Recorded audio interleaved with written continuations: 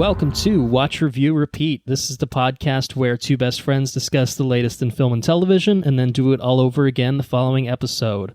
My name is Colton Brown, and joining me is Andrew Meadows. Hello, sir. Hello, sir. And welcome. Yeah, what a glorious episode tonight. What a glorious special episode that we have, our third special episode with guests yet again. I present to everyone my wife, Anna Mattis. Hello. Whoa. Hey, me. Yeah. And you heard a voice. It's Henrique Jaime back with us as well.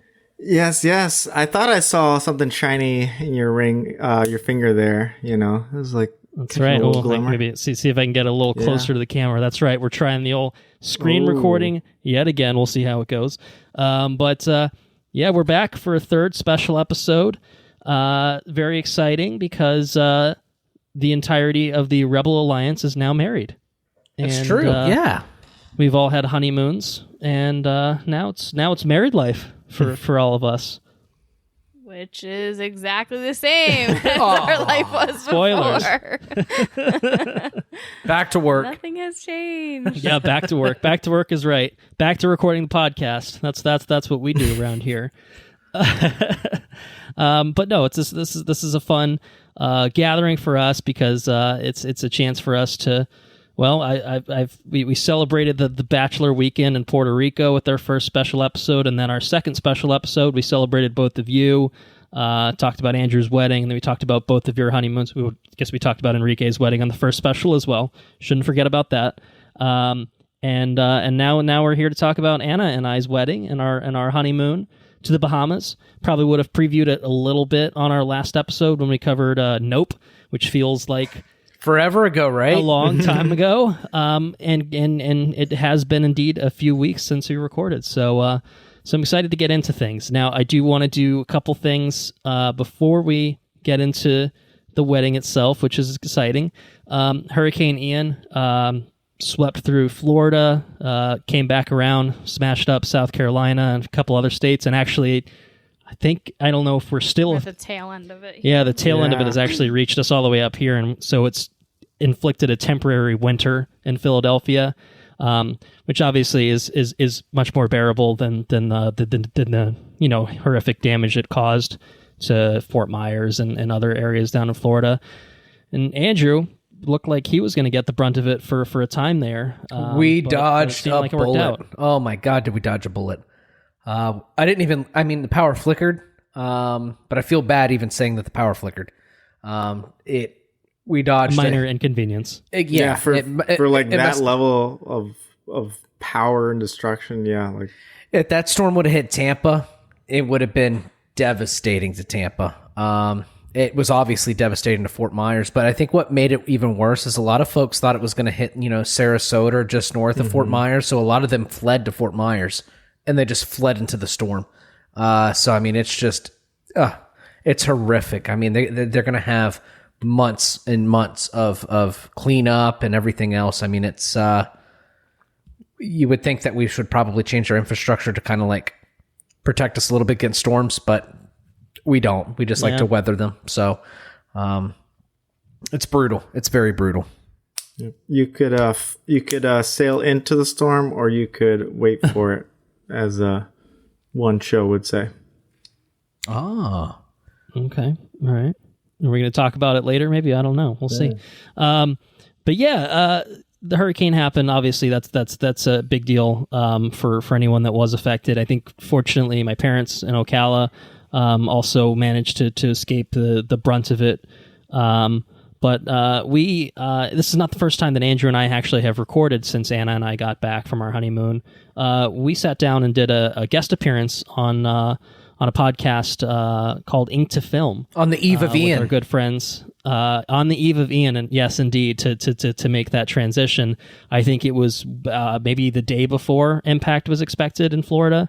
But we talked about The Hobbit, An Unexpected Journey, the 2012 Peter Jackson film. We did the extended edition, if you can believe that we managed to make it through all 3 hours. But we did, and we recorded an episode, and it is out. It's out on all major podcast feeds. I highly encourage everyone to check it out. It was very fun hanging out with Luke and James for a couple hours to talk about a film that, well, it's better than the other two that came out, is what I'll say about it. And for fuller thoughts, indeed a film. It's a film.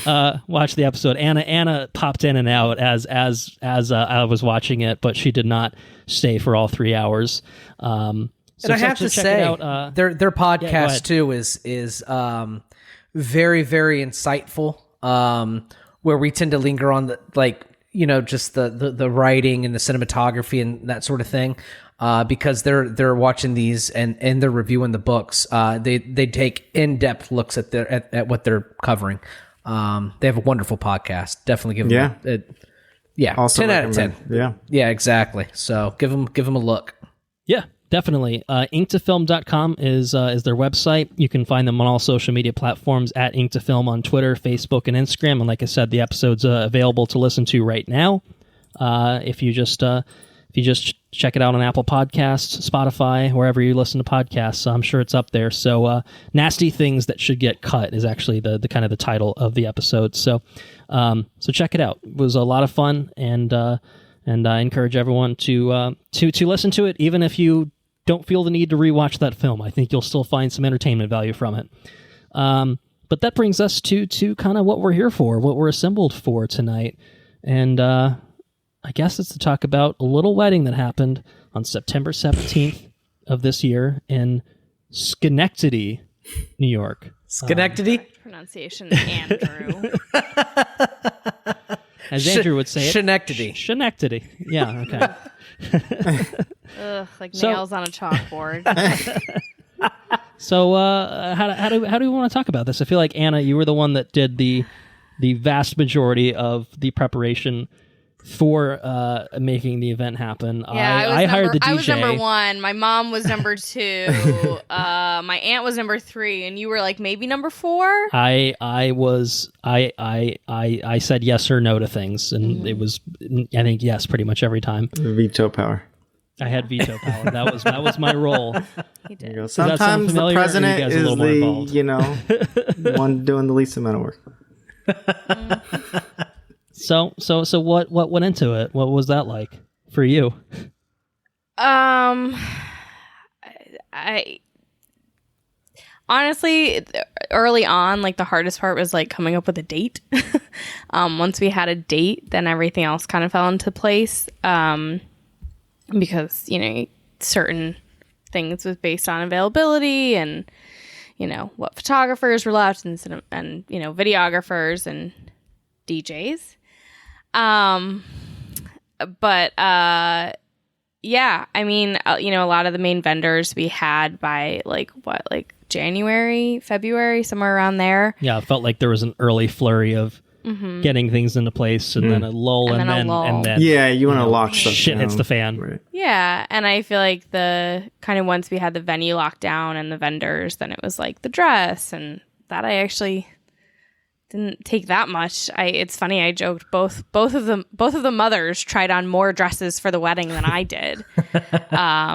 I found mine pretty early. I think the biggest thing with mine is that I really wanted sleeves, and none of the dresses that had everything that had sleeves was like, I don't know, a slutty prom dress or something. I was not having good luck with sleeve dresses. And so my aunt, who's a seamstress, actually cut off the train of my dress because I also didn't want to train because I didn't want to bustle because that just felt like one more thing to go wrong. And she turned my train into the sleeves of my dress. Wow.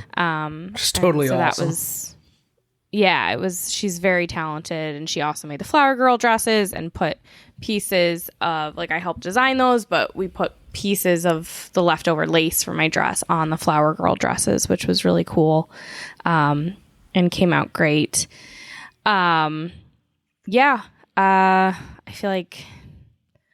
Really? You're just gonna do it right in front of me, Andrew? Right in front of me? Is he puffing already? Are you kidding me? It won't reach. Yeah, no. You have to stop doing that inside, I gotta stop doing it. You have to stop doing it. Period. You have to stop doing it. Well, and ideally, yes. Yeah. all this will get cut. Well, I'm saying, if I'm not mistaken, if we want to keep this in the final cut, I think there is a picture actually from the wedding itself that recreates a similar experience. Wait, really? So maybe we can keep it in. Sarah took this fantastic photo because I caught Andrew vaping inside the reception.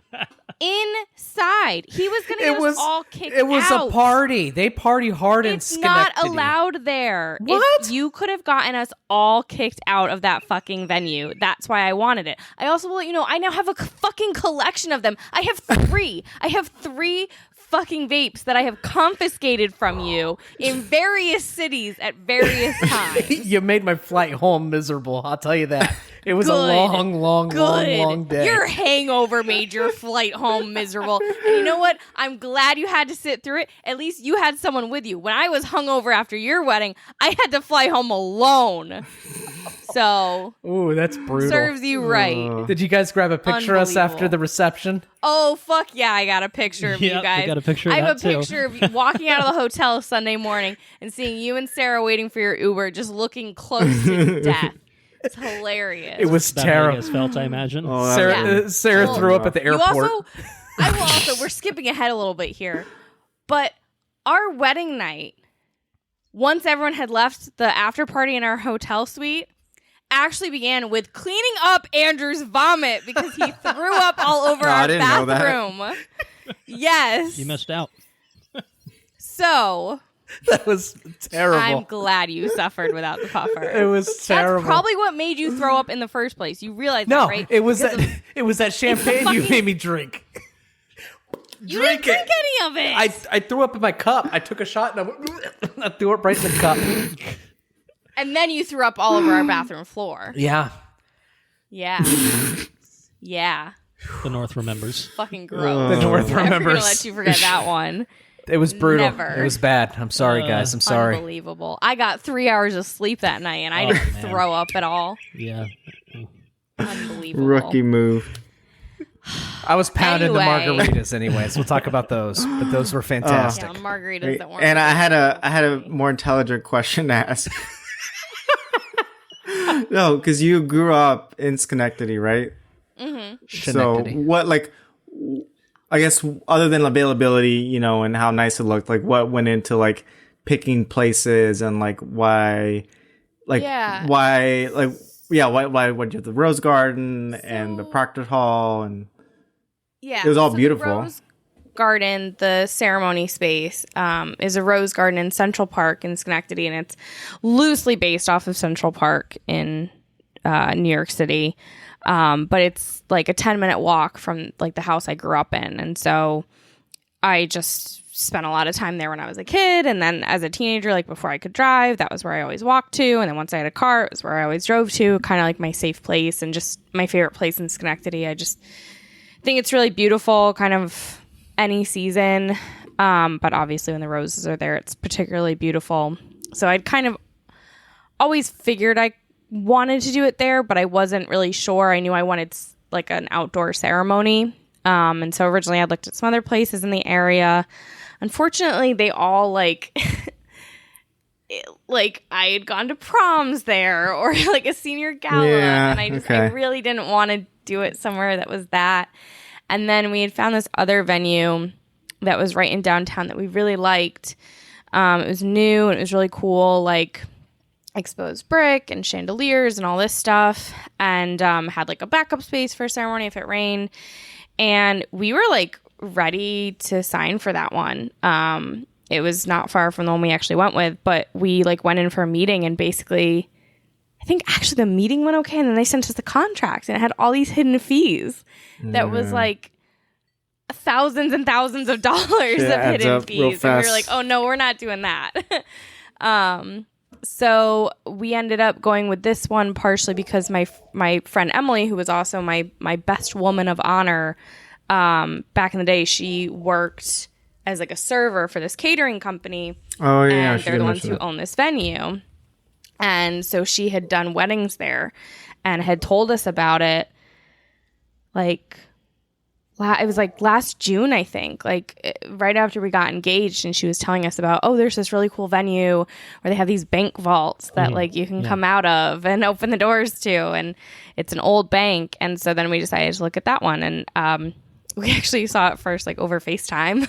My parents went and looked at it, and we technically signed for it without actually seeing it in person. Stepping into it, yeah.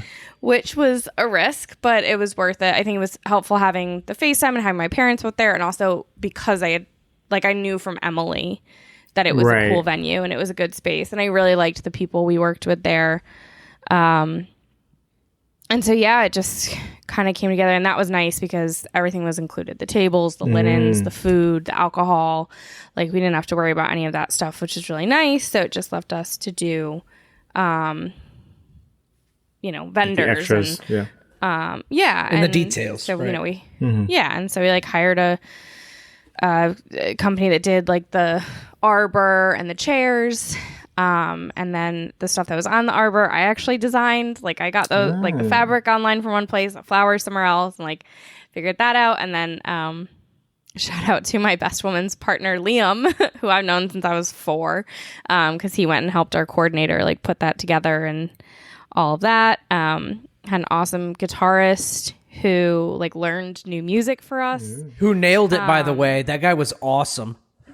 Yeah, he didn't take my request to play Master of Puppets, but other songs were good. Oh my god. Well, it was funny because I think there were some songs that, like, we kind of knew, and we went back and forth, and it's funny because I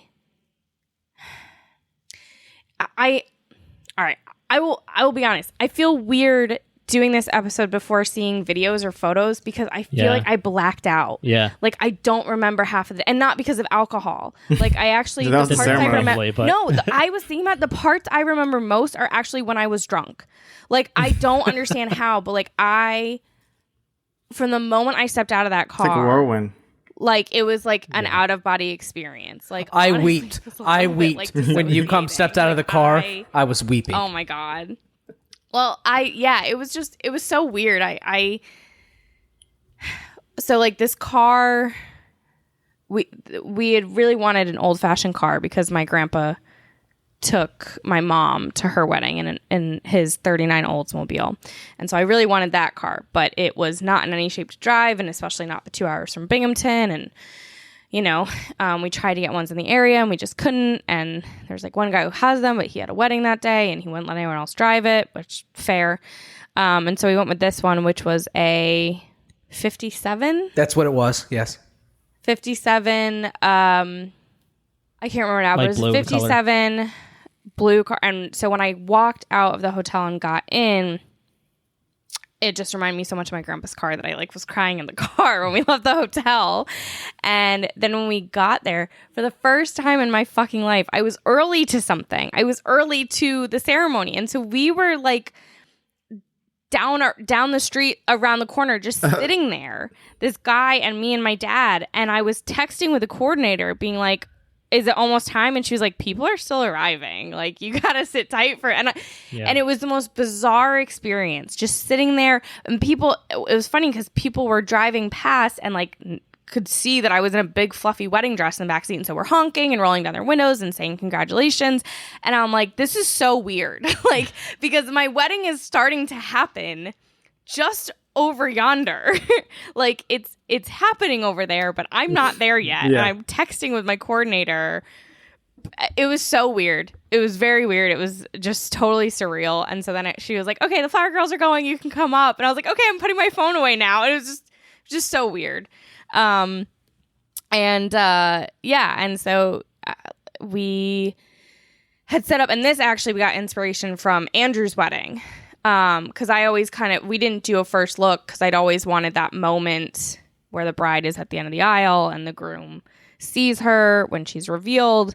And it was because you and Sarah had those doors at your wedding at the end of the aisle that I was like, oh my God, we have to do something like that because I don't want him to just see me like, getting out of the car, like trying to get my whole dress out and stuff. And so that's why we did the curtains, and we used, my bridesmaid Isora is a professional photographer, and so she lent us like the the frame of her photo backdrop. And I got curtains, and the curtains were not big enough, but we didn't know this because we didn't put them. I had never even seen them until I showed up then. I thought they were going to be much bigger. So my coordinator was supposed to meet me at the car, and she couldn't because it was so windy that she, and I don't know if you guys could tell, but she and Julia were behind the curtains. Yeah. And they were supposed to just hang, and they were holding them like this. And there is a video for some of this, but like spread eagle, almost standing up, holding the curtains to cover me, which was really funny. But I think it did the trick. I mean, you couldn't see me until they opened, right? I think I could see probably like below your knees kind of thing, because they weren't long enough to reach the ground. No. And and like I could see like because it was flat, it's still flapping around, even though they're like literally doing their best to hold it. That like I feel like I saw like glimpses and stuff like that. But spoilers, you'd already shown me the dress when I was drunk a couple times. So not on me. Well, not on you, just pictures of the dress itself. So it was a similar kind of thing where I'm not. I wasn't seeing the full image of you. I just see like a sneak peek of that's that part of the dress or something like that. But I mean, the whole experience for me was also like a blackout whirlwind, as Henrique put it. I think was actually the word I was thinking of. It's a little more romantic sounding than I blacked out. Blacked out. Well, I just I remember the reveal, but I'm really looking forward to watching the video to like fill in the gaps of everything because what I remember is me walking up, and I remember everyone else walking up the aisle, and then I remember you walking up the aisle, and then after that it's just kind of noise in there. Like I remember the basics and kind of how it happened, but to bring up the guitarist where we were, like I have questions because I'm like, I remember him playing Everlong, and then he played two more songs. Could not tell you anything about them. For me, like I didn't hear any of Everlong because it was over by the time I drove up. Right. But then for me, for the bridal march, instead of going the traditional route, he played, so this was just I think he acoustic guitar or classical guitar. I don't even know what he ended up playing. He was going back and forth, but played Leia's theme when I walked down the aisle. And he timed it really well for when I like stepped out. And so like I really appreciated that because I was like, it was like, as I was walking out. Epic. Yeah, it's awesome. Yeah. And it was funny, like, I can remember a few different people, like, kind of seeing them as I walked up. But, like, I almost wish that I had, once I got up and, like, saw you, that I had just, like, taken a second and, like, scanned the audience. Because Sarah did that a lot. I feel like I was so... I was almost tunnel vision at you, which, like, I love you. The exact same way, but I feel like I didn't really, like, take a minute to like recognize what was around me and like who was around me, and I kind of wish I had. I was standing up there the whole time. I was the first one up there, aside from Dan, our officiant, and I still had tunnel vision of like the aisle and like anyone that was coming up the aisle. Like I obviously had people in my peripheral the whole time as people were walking past, but I couldn't tell you anything about who was there, where there was. I mean, I knew who was there, obviously, but I don't know where anyone was sitting. I couldn't tell you. It was weird because, oh God, I'm gonna hate myself for saying this, but I had like the vibes when I was about to walk up. I was like, I feel like I'm about to do public speaking, and like I was. I mean, yeah, but I almost. Yeah. It's kind of how in court, I'm only really looking at the judge. I'm not looking at my client. I'm not looking at the other side. I'm only looking at the judge. And that's how I felt when I was just only looking at Colton. And kind of Dan, too. I was looking at Dan, too. Our officiant, Dan. Daniel Craig. Yes, Daniel Craig. It was so funny. I was like asking people if they wanted nicknames in the program. And he said... no, keep it as Daniel Craig, like so that people do a double take and think that James Bond is officiating. But Dan is awesome. Part of why we asked him to be our officiant is because he is someone who Colton and I were both friends with, like before we got together.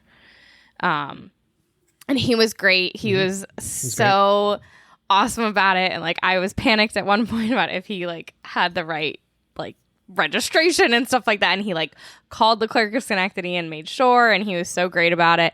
And I thought he did such a good job. He was absolutely perfect. Yeah, he did such a good job, I thought. It helps that like he was the reason we went to Grumpy's that first night, like 3 years ago, because it's his favorite. He had an awesome story. He was an awesome officiant. Yeah. Oh yeah, these are Colton is showing off because it's a podcast. Our wedding gift from my friend Taylor, who made these pint glasses that she engraved with the logo for Grumpy's Tavern. Like, these are not merch from the bar. She took the logo that she found on the internet, hand drew it, and then used this engraving thing to engrave on these glasses. And it's so cool. And she's just so talented. I can't. But yeah, from Grumpy's to Groom. From Grumpy's to Groom. It's technically our hashtag. Not that we really used it. We didn't use it. Well, there's still, we only have a sneak peek of pictures that's back, true. so we have a lot more pictures that we can give the hashtag. We'll put it then. But yeah, he did a great job. A couple of my friends did readings. One from The Little Prince and one that Tolkien wrote for his wedding. Oh, I lost it. At one point, I was holding my breath because I didn't want to like... At one point, I went... He did loudly let out one sob at one point. I really hope the like cameras and microphones and stuff like caught all that stuff too. I couldn't hold it in anymore. It was too much. But yeah, we did our vows and think we did fine, and rings fit on our fingers and all the good stuff, so they made it. But anyway, the ceremony I think like went really well. I'd love to know exactly how long it was because I feel like it was pretty short, which was kind of what we wanted. It wasn't long. It wasn't long. Yeah, but it wasn't like brief and instant. Hopefully engaging. It was like normal. Yeah. Well, yeah. And it wasn't 100 degrees outside either. It was very nice. I was just going to go there. The weather was absolutely fucking perfect. It was beautiful out. It was so nice. And it was great because I think if it had been raining, like we maybe still could have done it outside, but then everybody would have been like rushing off. But because it was so nice, we could do like a whole receiving line and see everybody, which I really wanted to do because I wanted to like dance at the reception. I didn't want to worry about like making sure I said hi to everyone. And so that was really fun, but I think it took longer than we anticipated because then like we were taking photos and the photos just took way longer, I think. Yeah, you guys were there for that. Really you know how that was. Anticipated. And then we were there after you guys left because we stayed and did some photos first with the car. Mm-hmm. And then Isora, who is, like I said, a professional photographer, I just like wanted some like that she had taken, like kind of just to say that like that she did, like that we had some wedding photos that Isora took. And she's amazing. If you do like the overlay, you'll have to show like the before and after because it was like dark out by the time she was taking them. And you would have no idea from the photos she took. Like they're gorgeous and they look like bright and pretty and they look really cool. And I am really glad that we took the time to do that because it's just like fun. Well, those are your memories too. When you look photos back at it, that's what you're going to remember. You know what I mean? So taking the time to do those photos is paramount. Definitely. Yeah, for sure. Well, before we get to the reception, which I think is next, any thoughts on the ceremony? Sorry. I just figure it might be you an guys might have the third party. You guys are the ones watching it. Like we blacked out. Exactly. So I think it might be helpful to hear it from people who were. I mean, you guys were part of it in the sense that you were part of the wedding party, and you're standing up there with me, of course. Thank you for that. But what was it like for you guys? Were our jokes funny? Yeah, that's the real question. Yes. Did you like my digs at the podcast? Yeah, those were good too. Yeah. No, it's always interesting too to hear people's vows because most usually you don't say it to each other, so it's like right. What kind of overlap are you gonna have? Like what is like what themes and things are you gonna hit? And So I liked I that always too. enjoy that. Especially because there are a few things that like we both said stuff about it, and then also Dan did. Like I feel like board games, like we all talked about. I think there was one time, I think when we were up in New York, you had disclosed to me, because for full disclosure, Anna wrote her vows way earlier than I wrote mine. Shocking, I know. Everyone who thinks I'm a procrastinator, I'm late to shit, I'm like, You don't know Colton. met Colton. That's it. Have you met my husband? Have you met Ted? Yeah. So I think there was a point in New York where you disclosed to me that you had mentioned Star Wars Trivial Pursuit, and perhaps we were inebriated at the time. Who's to say? But I remember you had already planned that. But yeah, because I think it was honestly a fairly similar process that I had with writing the best man speech that I prepared for Andrew's wedding. And it's except I didn't edit your vows, and I edited your speech. For that's Andrew. true. And Anna helped cultivate the best man speech into the best version of itself. But I had mental notes, flapping around in my brain for quite some time, and then eventually I had to put pen to paper, and I did not do it the night before the wedding. You did it the day fucking of. No, I didn't. You wrote them the day fucking of. That was the third time that I had written them. So that's your final draft. Very misleading by putting it that way. Right. Yeah, final draft. The words were ready. It just had to be, pretty. Handwritten into our little books. We had like little special books, with his and her vows. So it was really transcribing it, and then one or two late additions and modifications. But I wrote it like 3 days before the wedding, so. That's pretty fucking good for myself. I'm proud of myself, and I'm not going to take any shit on that. I wrote most of mine in June. Wow, missing me is what happened. That's true. That's when I was away. I wrote them while he was away, and I missed him. That is true. Mm-hmm. Well, I can give you a perspective of my perspective of before the wedding, leading up to the wedding. And well, I guess that would be before the wedding as well. But and then the ceremony. So Colton, okay, let's hear it. We Sarah and I explored Schenectady. Almost messed it up again. Struggling. And I'll tell you, I can't tell if you're like doing it on purpose to fuck with me or that's really struggling. That's the eternal question with Andrew. It's like you'll never know. Is he still fucking it up on purpose, or is he actually? So Schenectady is a beautiful town in New York, and come to find out, it's part of GE Electric started there. There's a lot of history in that town, and it's, I don't know, it just felt very historic. It felt like a very historic town, which was awesome. I really, really enjoyed walking the town before I actually going to the wedding, and just Sarah and I's little time, just doing our own thing. But Colton came to the room to get ready.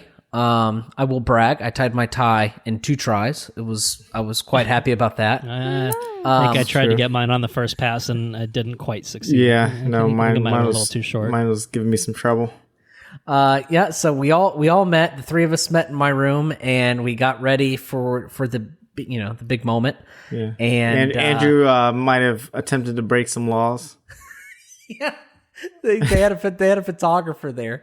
I don't remember his name. Oh, yeah. I was like, "Hey, dude!" I forgot about that. I was like, I don't know where this is going. You did? What happened? Well, we're all in. We went to Drew's. Your room. Struthers. We went to Druthers. Struthers. Oh, yeah. Right. Excellent brewery and restaurant. Yeah, in Schenectady. We all went there before the wedding, or Henrique and I did, and Henrique, Sarah, and Isleen. We all went there before the wedding, and then we came back to the room, got ready, and I had picked up some brewskis from that place and brought them back to the room, and I offered them to one of the assistant photographers, who was like 16 or 17. He's like, "Oh, how long you been taking pictures?" And he's like, "Oh, I've been taking pictures for like 7 years." Oh, So I'm like, the videographer. I'm like, The second shooter. Yeah. I'm like, right on. To be dude. fair, you did say like a beer or coffee. Yeah, I guess you're right. He could have taken you up on the coffee.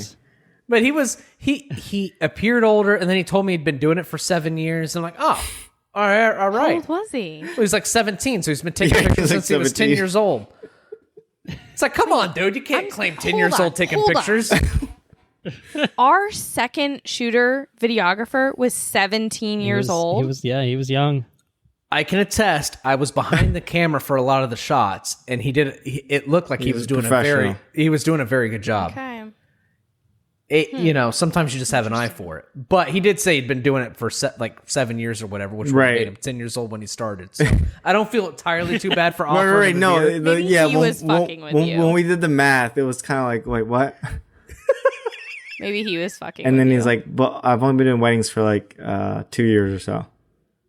So since he was 15, how? We have child labor laws. I just know he didn't want to drink my fucking beer. That's all I know. He did not accept the beer. No laws were broken. Anyways, what else did we do? We took some pictures out on the street. That was nice. And then we went to the reception, or not the reception, the ceremony.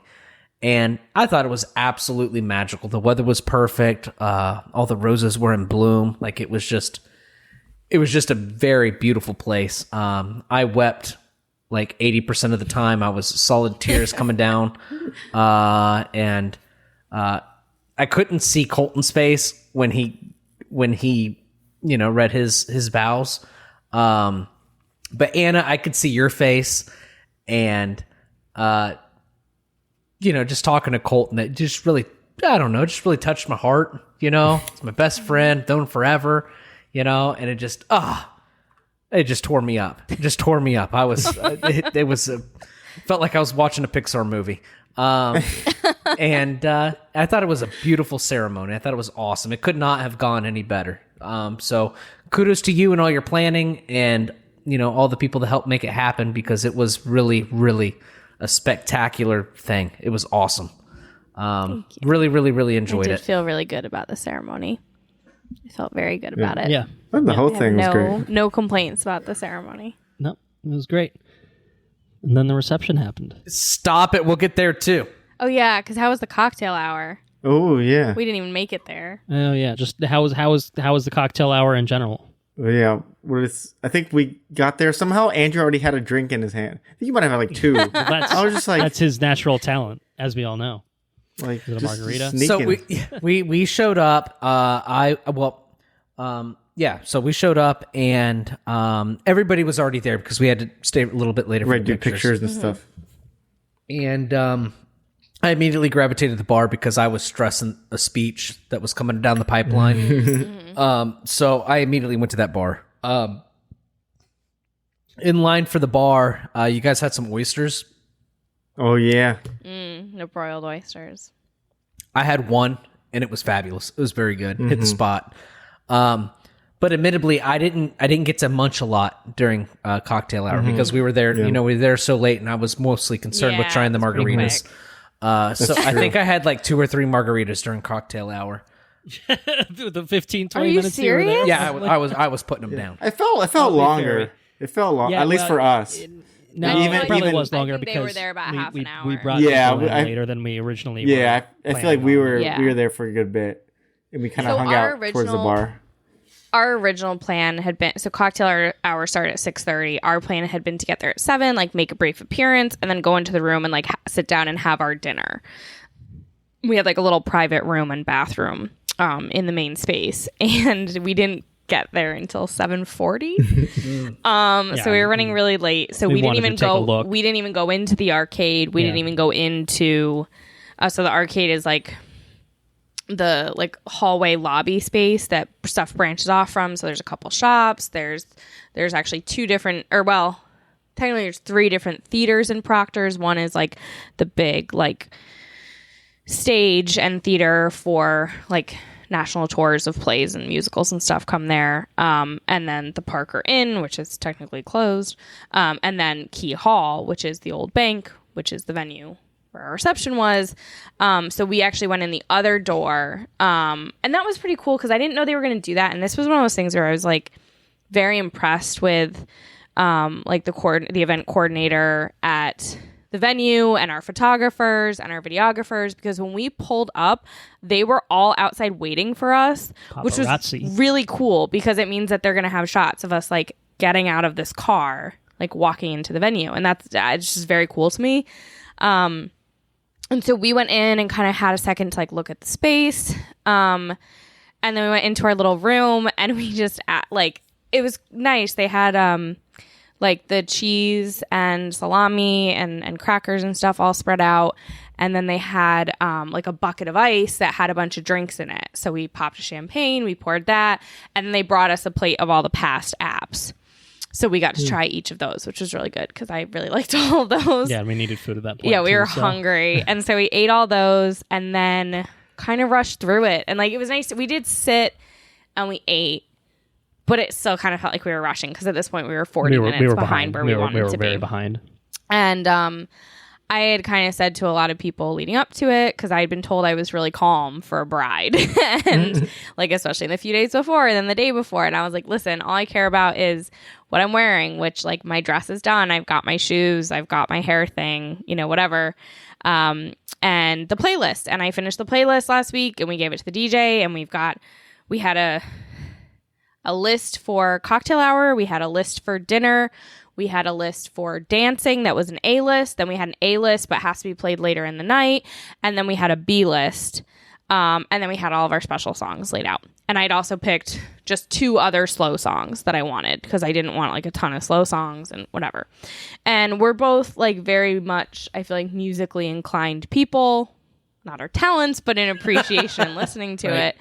And so like, I think we both felt very particular about what was played at the wedding. Like, we didn't want to play YMCA. We didn't want to, we didn't want things like that. And I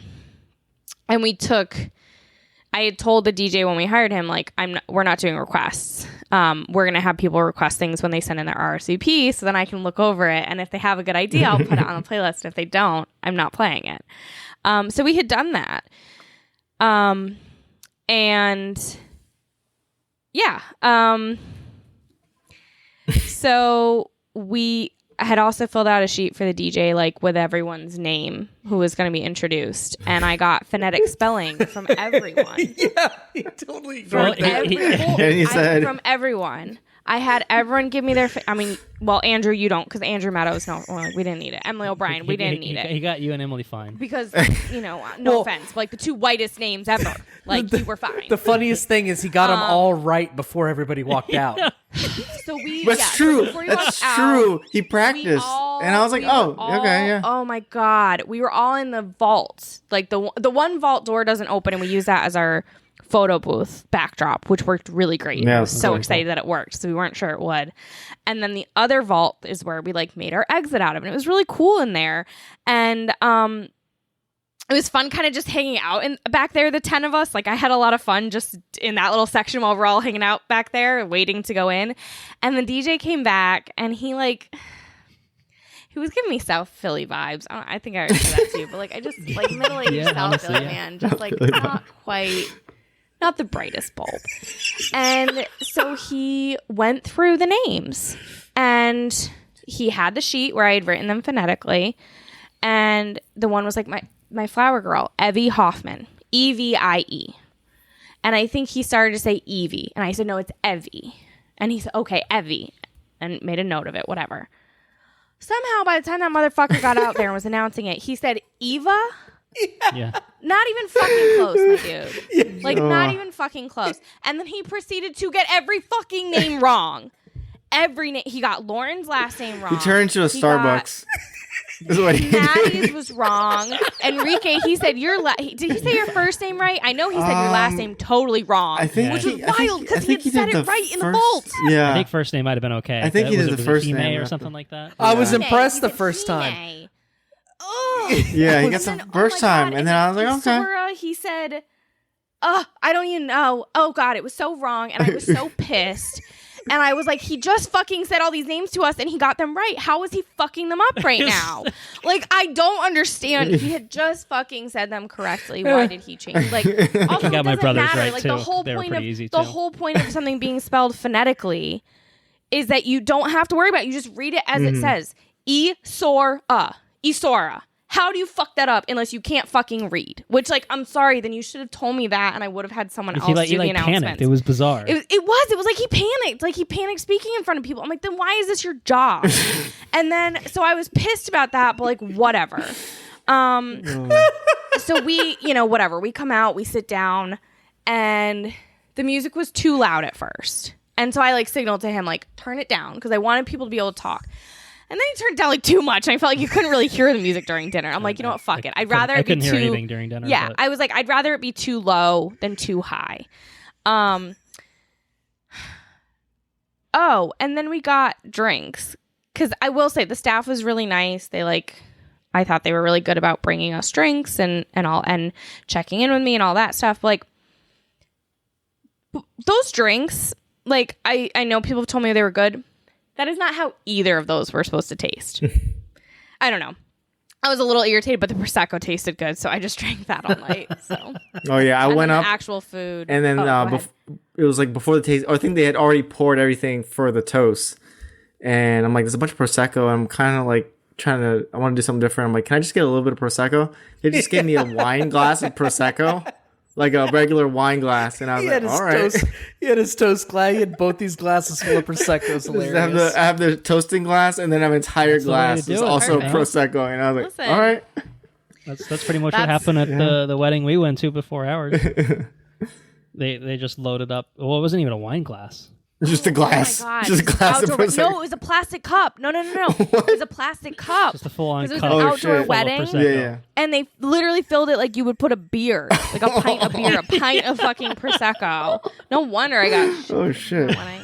But I thought the food was really good. That chicken, like, we hadn't even tried before, and I thought the chicken was really good. I was very pleased with the food. I thought the cake was really good. I kind of can't wait until next September when we get to eat more of the cake, because I didn't get to finish my piece of cake. Your playlist was awesome. And that's good. I'll get it out of the way so we can talk about the good things. So, like I said, I gave him this very detailed playlist. And this man makes the announcement that he's taking requests. And I was like, no, he fucking isn't. And I thought, oh, maybe he's just saying that. So because he's like used to saying it or whatever. Yeah. No, because I hear fucking Black Eyed Peas playing, and I'm like, this isn't on my fucking playlist. And I was pissed because at this point, I do remember Black Eyed Peas playing. I do remember that too. Running almost an hour late, and I had made this playlist for 3 hours, and now we were only gonna have like 2 hours, and I was like, we're already gonna have to cut so many fucking songs. Why are you playing a song I didn't pick? And I was pissed. And to be fair, it was probably like a lot of like high emotions or whatever. But I also like I had said, I kept saying going up to it, I care about my dress and I care about the playlist. And how do they fuck it up? Like, I gave him this fucking... I should show you guys a list. It was detailed. Yeah, it was detailed. It was detailed. It was specific. And I hear Black... And I was pissed. And I went up to a server and I was like, please find me Alex. And he's like, our event coordinator. Because I knew if I went up and talked to the DJ... rip his head off. I would have yelled. And I was like, I don't want to cause a scene. And so our event coordinator, who we had just met like 2 days before... Alex, who was awesome, by the way. Like, he was so great. He calmed me down without being patronizing, which was really great. And he was like, I will take care of this. And I think you said, you tried to say something to DJ. To talk to him. And he just fucking walked away from me. I can't remember what it was. He asked me about something else. And so I answered whatever the question was, and I think he was trying to figure out the timing for the parent dances or something like that, or maybe we had we done the first dance at that point? I don't even know. Because we kind of had a non-traditional order of things in terms of how we did all that. But he asked me something, and I answered him, and I was like, oh, and by the way, because this was after Black Eyed Peas, this is when she'd already went off to find Alex, and I tried to get him, and he started walking away, and I was like, up, and he kept walking away, and I was like, all right, well, fuck me, I guess Alex will talk to him, I guess. So. Yeah, and so and then what was the other thing he did? I can't remember if it was after our first dance or after the parent dances. But so after those, no, it was after the parent dance, because after the parent dance, we were walking back to our seats, to sit down. shit. Now I can't fucking remember. See? But after See? one of Blackout. them, Who's to say? Who's to say that any of this even happened? He immediately went from that into the one other slow song. Because he played your song in between the special dances. Yeah, and I'm like, no one wants to start with a slow song. Songs. Like, you want one later in the night when there's only like an hour left to like take it down and let everybody take a... There was like some strange like flows. Bizarre. He was not good at reading the room at all. I could have done better. There was something he started to do. I think it was maybe it was just that one. Like everyone was out there hyped, pumped, and then he's like, I'm gonna do a slow song. Yeah, something like that. I remember it was all like, let's dance, blah, blah, blah. And then it just like got real weird. Slow. And there was another song too that like no one was out there for because everyone, I don't even know. He was weird. He wasn't good. The order I gave was him all the tools to do it right. You might have noticed that the last like half hour, 45 minutes or so was like fire. That's because I went over and I said, you play these 10 songs right now. That's what I remember. Like, 10 minutes. That's why. Because I fucking told him what to play. Because there were other things like Cupid Shuffle, like very repetitive. I'm sorry. Once you go around 4 times, you don't need to keep playing it. Right. This motherfucker played the whole goddamn song. You don't need to do that. He also asked, didn't he ask if he wanted to play the cha-cha slide? Even after Colton had said, I was literally talking to my mom about how I was going to rescind this man's tip, which I had already put in a sealed envelope because I was fucking pissed. And he comes up to me and asks, I just want to check and see if I could play the cha-cha slide. And I said, no. Hold on a second. Let me take a look at this list. 1, 2, 3. No, it's not on here. It's not on here. No, I don't want you to play the fucking cha-chas. Now, if I had given him like 20 songs or something, right. But I gave him enough for 3 fucking hours, and he only had 2 fucking hours. So that was like frustrating because that was something I cared a lot about, and I also told him no remixes, no features, and no radio edits unless specified. Well, I can say, as somebody that doesn't dance, that just solely observes the dance floor, from like the corner of the room, it looked like everybody was having a blast. No, I think people are having fun. Well, because I made a fire fucking playlist. It was a great fucking playlist. People were singing. The presentation of it could have been better. It was very fun. There were like a few key songs, like with my mom and my dad, that like I danced to with them and my cousins, and then like my friend Christina and I both like really love Fall Out Boy, and my friend Sydney and I both love Panic at the Disco, and so like being able to find them on the floor and like dance with them was really fun. And then C'est La Vie by Bewitched, which now that you think about it, I'm wondering if I can't remember if that was, I hope that was when the cameras were still there, because that's my favorite like dance floor thing to dance to and sing to, and it was really fun.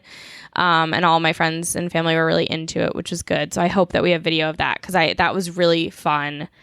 And then like Shut Up and Dance was fun, and Rain on Me, and then it was chaotic, like running around grabbing a bite to eat. Shout out to Eastleen and also my friend Taylor for like always making sure I had my drink. At one point I like had lost my drink and I was like, Eastleen, can you please get me a Prosecco? And like 10 seconds later she just put it in my hand and it was just like perfect. And we had the photo booth and there was like a table by it because I wanted a table for people to put their drinks down on. And but then like you kind of put your drink down, take the picture, and then you exit the other side. And I kept doing that. And at one point I was like, where did I put it? And my friend Taylor comes running up to me and she goes, I just watched you put it down. It's over here. And like directed me to where she had just like watched me do this and like made sure I had it in my hand, which was so great and perfect. But I feel like that I really liked our photographer. I really liked our videographer. They were like fun. And like, I feel like my photographer, like a few different places, like stepped in, like did things that weren't her job, but like just saw it needed to be done and did it. And I appreciated that so much. And the staff there I thought was really great.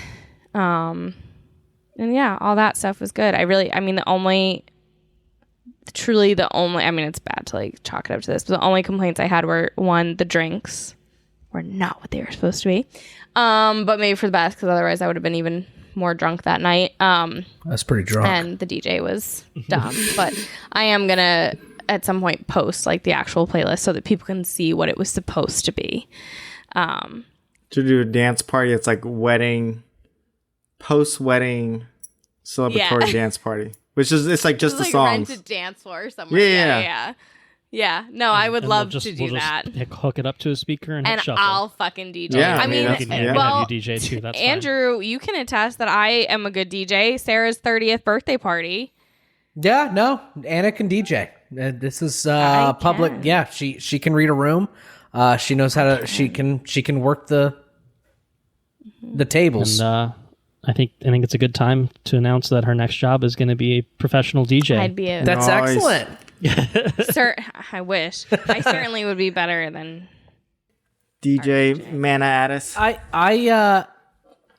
I with our wedding, I loved your DJ. He was great. He called us at one point before the wedding. He was, and he's like, he seemed "Hey really man, nice you know, and like not blah blah blah blah," cringe. and he like just here. I'm going to send you a list of like just curated things, and you fill in the blanks, that. man. Just fill in the blanks. Yeah. And he was No, excited. I thought your DJ was really cool. I don't know. I don't have it.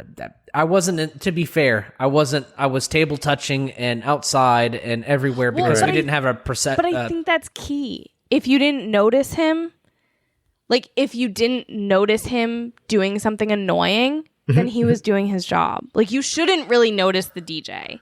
and It's not like I his said, show. my Right. It should just be the music, the dancing, and my perspective of every wedding I ever go to is always outside of the dance floor, never on the dance floor. So if everybody looks like they're involved and having a good time, you say that, but I have a distinct memory, despite the blackouts, of dancing, and all of a sudden I felt someone's butt bumping into my butt, and I turned around and.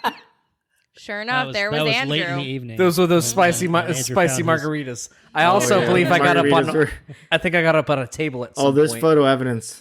I saw it. A table? It Oh, was- that was at that was Yeah. afterwards. Oh, we'll get to that. Yeah. But yeah, no, I mean it was fun. I was trying to take pictures with people at first at the photo booth, and it was just too hard taking the 3 photos. So what I started doing is I went over and I'd take the first photo and then I'd run away.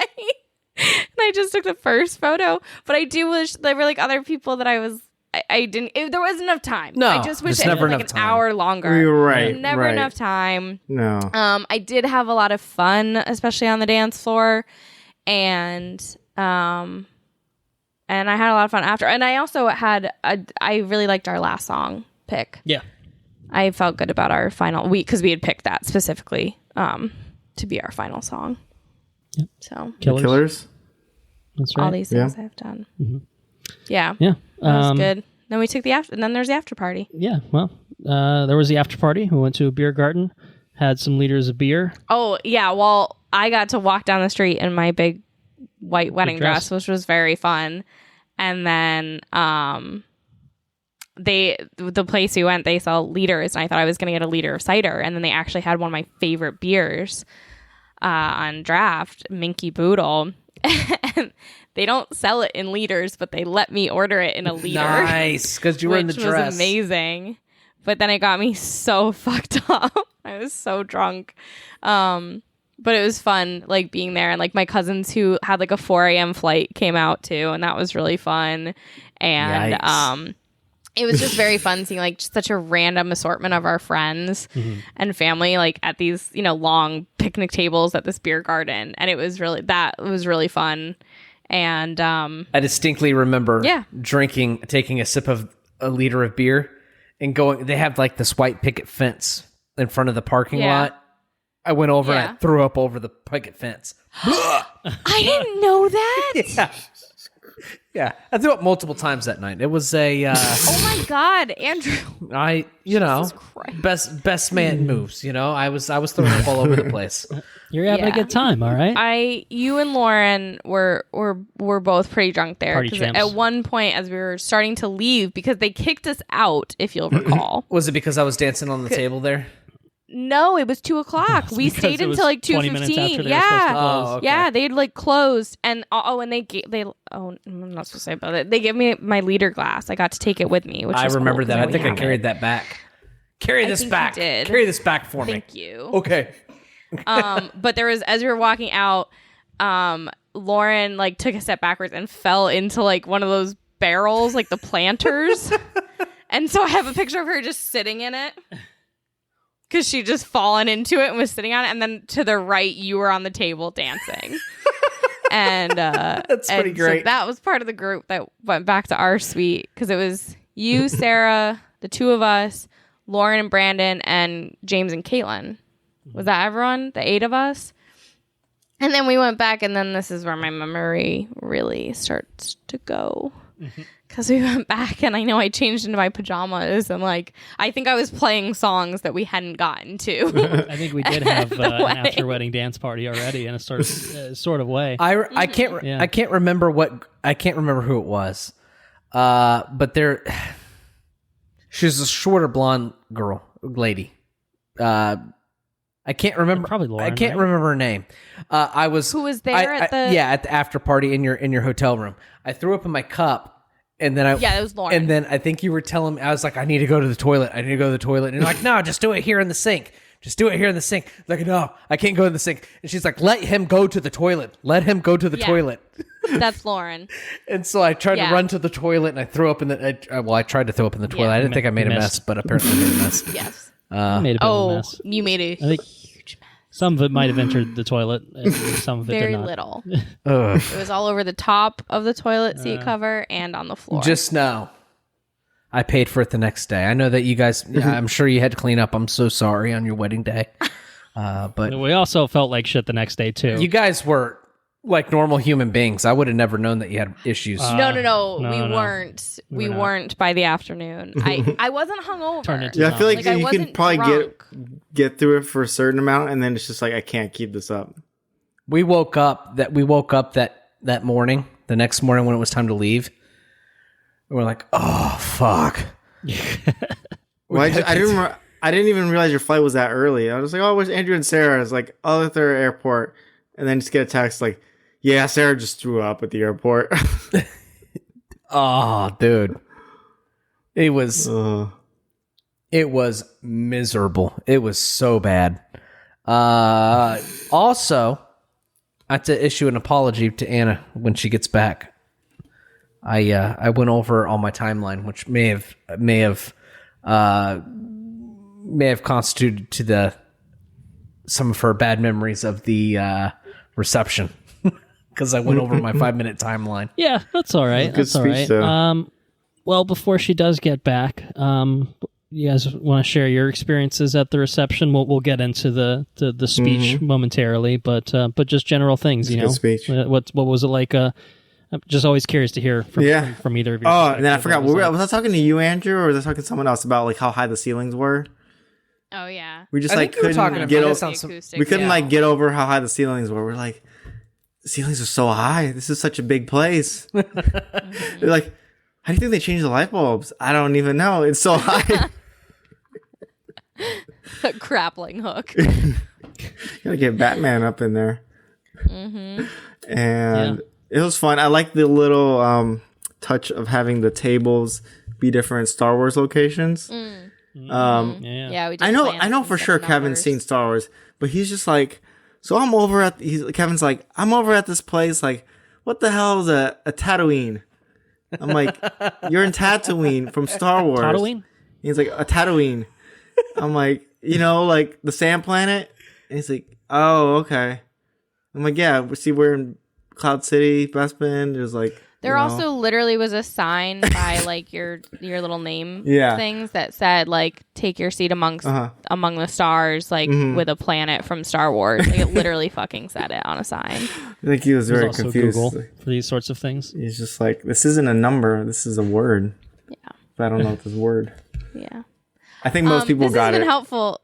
Yeah, I think so too. Even ones who weren't Star Wars people could like see that. It was funny. I had so like our family friends Rob and Valentina who helped like a lot of stuff with the wedding. I think it was Rob who said something to me afterwards about was that supposed to mean something? You know, teasing, but like putting us on like the ice planet Hoth, or yeah, it's know, like why'd you put us on Hoth? Yeah. But he said something about how his one son was like pleased that he was on Mandalore. Oh, I did wonder. I'm like, like the wedding parties in Cloud City, like. Yeah, some of it was like very deliberate. So like a bunch of my Philly friends were on Coruscant, because it's a city, and then so my side of the family was at Naboo and Alderaan, which are home planets of like the main women in Star Wars, and then Colton's family was on Tatooine, because we decided not to do Corellia at all. Yeah, and then so for us we. Twofold, like we were Cloud City, and I was gonna just do Bespin because technically the planet is Bespin, but I thought the Cloud City part was important because I viewed it as like we're on Cloud 9, like we just got married, like we're in the clouds, but also because Cloud City is like technically where, you know, Han and Leia fell in love and, you know, said I love you and all that. Cute. There was like some purpose. Yeah, and the people that we begrudgingly invited, we put them on Mustafar. Was there a Mustafar table? No, there wasn't. Okay. That would be a little. No, I felt really good about our whole guest list. We had a couple couples who we found out day of couldn't make it due to illness. But I appreciate that the one she had tested positive for COVID that morning because she hadn't been feeling well. And so like I appreciate that people did that. And as far as I know, no one got COVID at our wedding. Nice. I have heard nothing from like anyone unscathed about getting COVID after the wedding. I mean, if by now, if they did, by now, like then it's not your wedding. Yeah, no, we didn't hear from anyone. Yeah, everybody got COVID at our wedding, so. Well, everyone at our wedding was required to be vaxxed and boosted. So, and we were strict about it. Yeah, I think, you know, I've got probably friends and family who are more, you know, are already immunocompromised, but also like there's a medication that I've been on for the last like 3 or 4 months that makes me seriously immunocompromised. And I wasn't willing to risk being sick on my honeymoon just because somebody didn't want to get a shot. So, absolutely. You know, we appreciate that everybody got a shot, but also like, thanks for doing the bare fucking minimum to protect your fellow human beings. So yeah, but no one got sick, as far as I know. And, had 2 different delayed planes out of fucking Detroit. But both, yes, because Andrew and Sarah were delayed out of there. And then my cousin Laura and her husband Josh were supposed to get in Friday night. And their flight was going to be so delayed that they were going to have to basically spend the night in the Detroit airport. So they didn't get in until like noon on Saturday. Oh, man. Damn. But they did make it. And everybody was there. And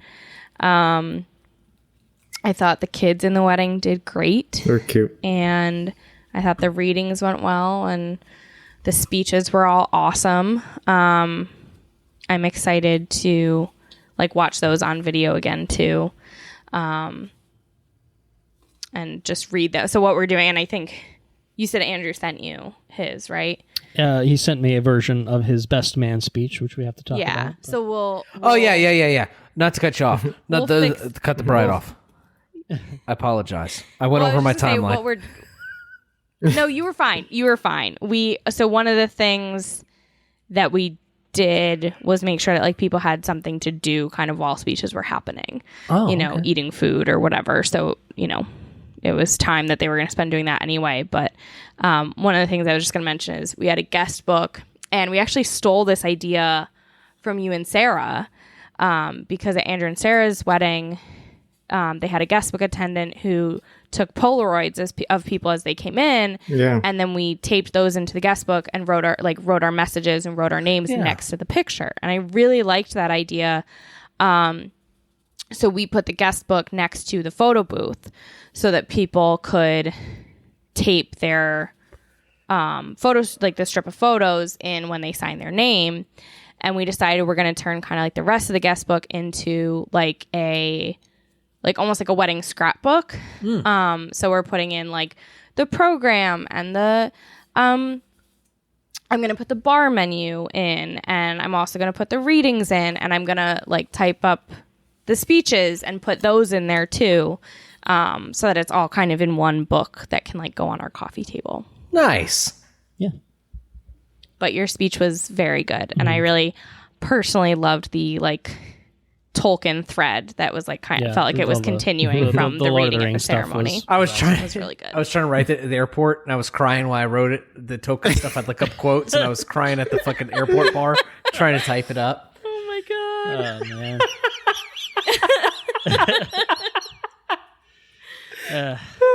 I said. No, I thought this. I told Sarah. I said, I know. Anna loves Tolkien. I think I'll be in the clear with the Lord of the Rings kind of theme kind of deal. Mm-hmm. So I'm just gonna go with it. I hope everybody in the room gets it. Otherwise, it's just gonna go over everybody's head. Hey, you know what? We got it, and that would have been enough. Right. But I think people got it. And also, even if you don't know Lord of the Rings, like you explained it well. You explained it well, that they would get it there. And also, if they, like, I'm sorry, but like you come to our wedding and you're not gonna expect nerdy references, like, sorry, I don't know what. Wrong place. Yeah, where you? What are you doing? So yeah, that was kind of. And we all that was kind of it. Survived the ups and the downs to the next day. 3 hours of sleep. Drag ourselves to a delicious brunch. Yeah. And then we had some people come to my parents' house afterwards, which was really fun, except that I was like half dead. And at one point I just like laid down on the carpet in the front hall and fell asleep. For like a second, because then I turned over and Graham was just was lying there with it, like lying down with his head in his hands, just staring at me. And I was like, okay, I'm gonna wake up now. In between him bopping the balloon, just like so Obi. Funny. But that was really fun. Just like having everyone back to hang out was a good time. Except for Andrew and Sarah, who that's true. They were dying on a plane. Yes. This is true. But and I think who else was? Oh, I think Dan and Julia were hurt in the next day. Yeah, I think there were and probably Lauren a and Brandon were in that, pretty that were pretty that rough were not shape. in tip-top shape. Yeah. Well, it also didn't help that the ourselves included. I was fucking well, we rough. didn't have hot water. The Oh. hotel didn't have hot water that morning. So we lucked out at the other and hotel. so a bunch of people because a bunch of people either like weren't able to shower, and like, oh my god, after a night like that, like you have to like. Or, like me, you took a cold-ass shower, a real quick cold-ass shower. Just woke me up. Blood-curdling scream. It was so fucking cold. I was on there for about a minute, if that. But yeah, that next day was kind of fun. And then we went to bed at what was a decent hour for us, but woke up. Well, we like set a goal morning. for ourselves because we had a 6:30 a.m. flight to the Bahamas. So we had to wake up at like so we could wake up 4:30. Something, whatever. And so we're like, we're going to bed at 8:30. We got 3 hours of sleep last night, and then our asses went to sleep like 11:30. So pretty typical for us, which is early for us, for the record. But still, we were just dragging all day, so everything was taking longer. Yep. And so before we move on to talking about the honeymoon, any other thoughts when we keep it self-contained? Any thoughts on the touched on the ceremony, the reception, anything that comes to mind that we haven't talked about already? I thought it was also perfect. Yeah. It was great. Okay. All right. Well, glad to hear that. It's one of those things. Obviously, we knew how everything was supposed to fit in together. So it's hard like when things are like, that's not the way it's supposed to be. Like that's wrong. Like it's easier for us to recognize like I wanted it to be this way, and it wasn't. But I will say the final product was good. I'm just saying overall, I was really happy with it. Me too. I mean, I had fun. I'm glad that I'm married and all that stuff. But I think it actually all came together. But are you? Really nicely overall. I think the ceremony. But are you? Oh, yeah, are we? God, fucking hope so. Sorry. Honestly, the amount of issues we've had, like with the marriage license and stuff. Yeah, not the marriage itself, not the I'm relationship itself. That's not what she's talking about. To clarify that. I'm a family law attorney, and I fucked up the marriage license. Like, what the? We signed ours in blue instead of Hopefully it's black. fine. We were freaking out because we were guys trying gotta Did do it it. matter? No, it didn't. In Florida, it's Okay, I like said as blue long as you're one. not marrying an alligator to Your cousin? a hurricane, you're good. No, they allow that here. Explicit. That In explains Flor- a lot. In Florida, That as long, explains a Florida, you lot. just can't. You can marry anybody, just not the same sex. That's it. That's Florida. Exactly. But anyways, I think on to the honeymoon. So yeah, and on that Monday morning, 2 days after our wedding, I joined the club with Sarah and maybe Andrew of throwing up at the Albany airport. oh, that airport's getting a lot of action. In the trash can in the drive up area or somewhere else. Yes. Well, no. Well, that's where I threw out my Yeah. Okay. It was so technically before we got up real to the airport. early. Yeah. And I think it was partially that and partially because I take meds before I go to sleep that make me nauseous. And usually doesn't bother me because I just sleep through the nausea. And because I woke up like 5 hours later, I think that was part of it. Or maybe it was like a super delayed hangover. I don't know. But I got up and I was like getting ready. And then I went and I threw up before we even left the house. Oh, and then okay. my dad drove us. And we were almost to the airport, like about to turn in. And I was like, I'm going to throw up, pull over. And he pulled over and I opened the door and then it like passed. I was like, okay, I think I'm okay. Mm-hmm. And then he pulled in and I said, no, I'm not. And luckily my mom had like a trash bag, like a little trash. And I threw up in the car. And so then when we got out of the car, I didn't throw up in those trash cans, but I did throw out my throw up in those trash cans. Could have been the same trash can. Could have been the It same might one. have been. Yeah. That's Did you guys trash fly cans, Delta? Sarah actually hung her head into the trash can and threw up inside the trash Oh, can. that's talented because it's kind of have to go under with those ones. Anna threw up in the same trash can. But she threw No, up I in a put bag. my throw up, but- and then But then I also threw up at the airport and in then a she threw bathroom. up. She threw up in the airport bathroom as well. So 2 airport throw ups at the Albany airport. We have to join a club now. People who've thrown up at the Albany airport. It's the club. You're part of the club. It's a pretty cool club, Sarah says. It was rough. And it was kind of funny. Our flight had a layover in Atlanta, and Jordan was on the first leg of the flight with us. Oh, really? We didn't sit 3 to a row or anything We like did that. not. He was a little closer to the front of the plane, was. but yeah, it was But yeah, kind of fun. it was kind of funny. Yeah, being on the same flight and then seeing him. My parents we had got left off. like an hour. Yeah, before like us, an I hour think. earlier. Yeah, everyone had a stupid early flight on Monday morning, basically. Oh, God. But I was nervous I was going to puke on the plane again. So I like asked them for like a throw up bag. I think I called it puke bag. I was like, I don't know what to call it. And they're like, oh, there should be one like in the seat. And then like there wasn't. So I had like ask a I flight feel like they don't attendant, have and them as much anymore.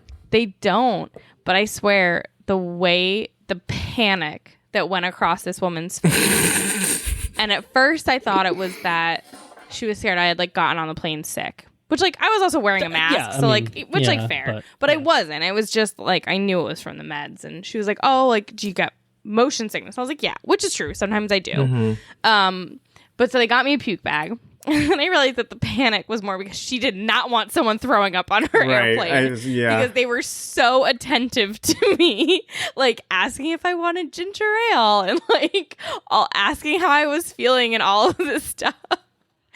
But I did not throw up on the plane. Yep, held it together, no problem. And those flights were fine. Yep. We watched a movie. Yeah, I don't know how we want to handle that. We can talk about that at the end. Yeah, do a catching up. We can email save for the end. Okay. Okay. We watched a few things throughout the honeymoon. Oh, we did. So some real good ones. Oh, I like the sound of Watch that. some good ones. No, actually good, but we you actually know. did. With some not so much. Some ironically good, and then others just bad. Yeah, and then we got to the Bahamas. So we went to Nassau, we went to Sandals Royal Bahamian, and Bahamian, Bahamian. That's right. I've been discovered. saying it wrong my whole life. It's Bahamian, not Bahamian. Which whatever. Yeah. We consulted Obama as he said it. did. And I was like, that's Bahamian. definitive. He says Bahamian. That's how it's I mean, supposed there are to a be. bunch of other also Bahamians saying it. Probably So, said it yeah. like But That was the one. That was the Bahamian. one that sealed it. yeah, exactly. Nicely done. So yeah, we I wanted to go somewhere where we could sit on a beach and just chill the fuck out. And we wanted to do all inclusive. We didn't really feel like exploring. We just wanted to relax.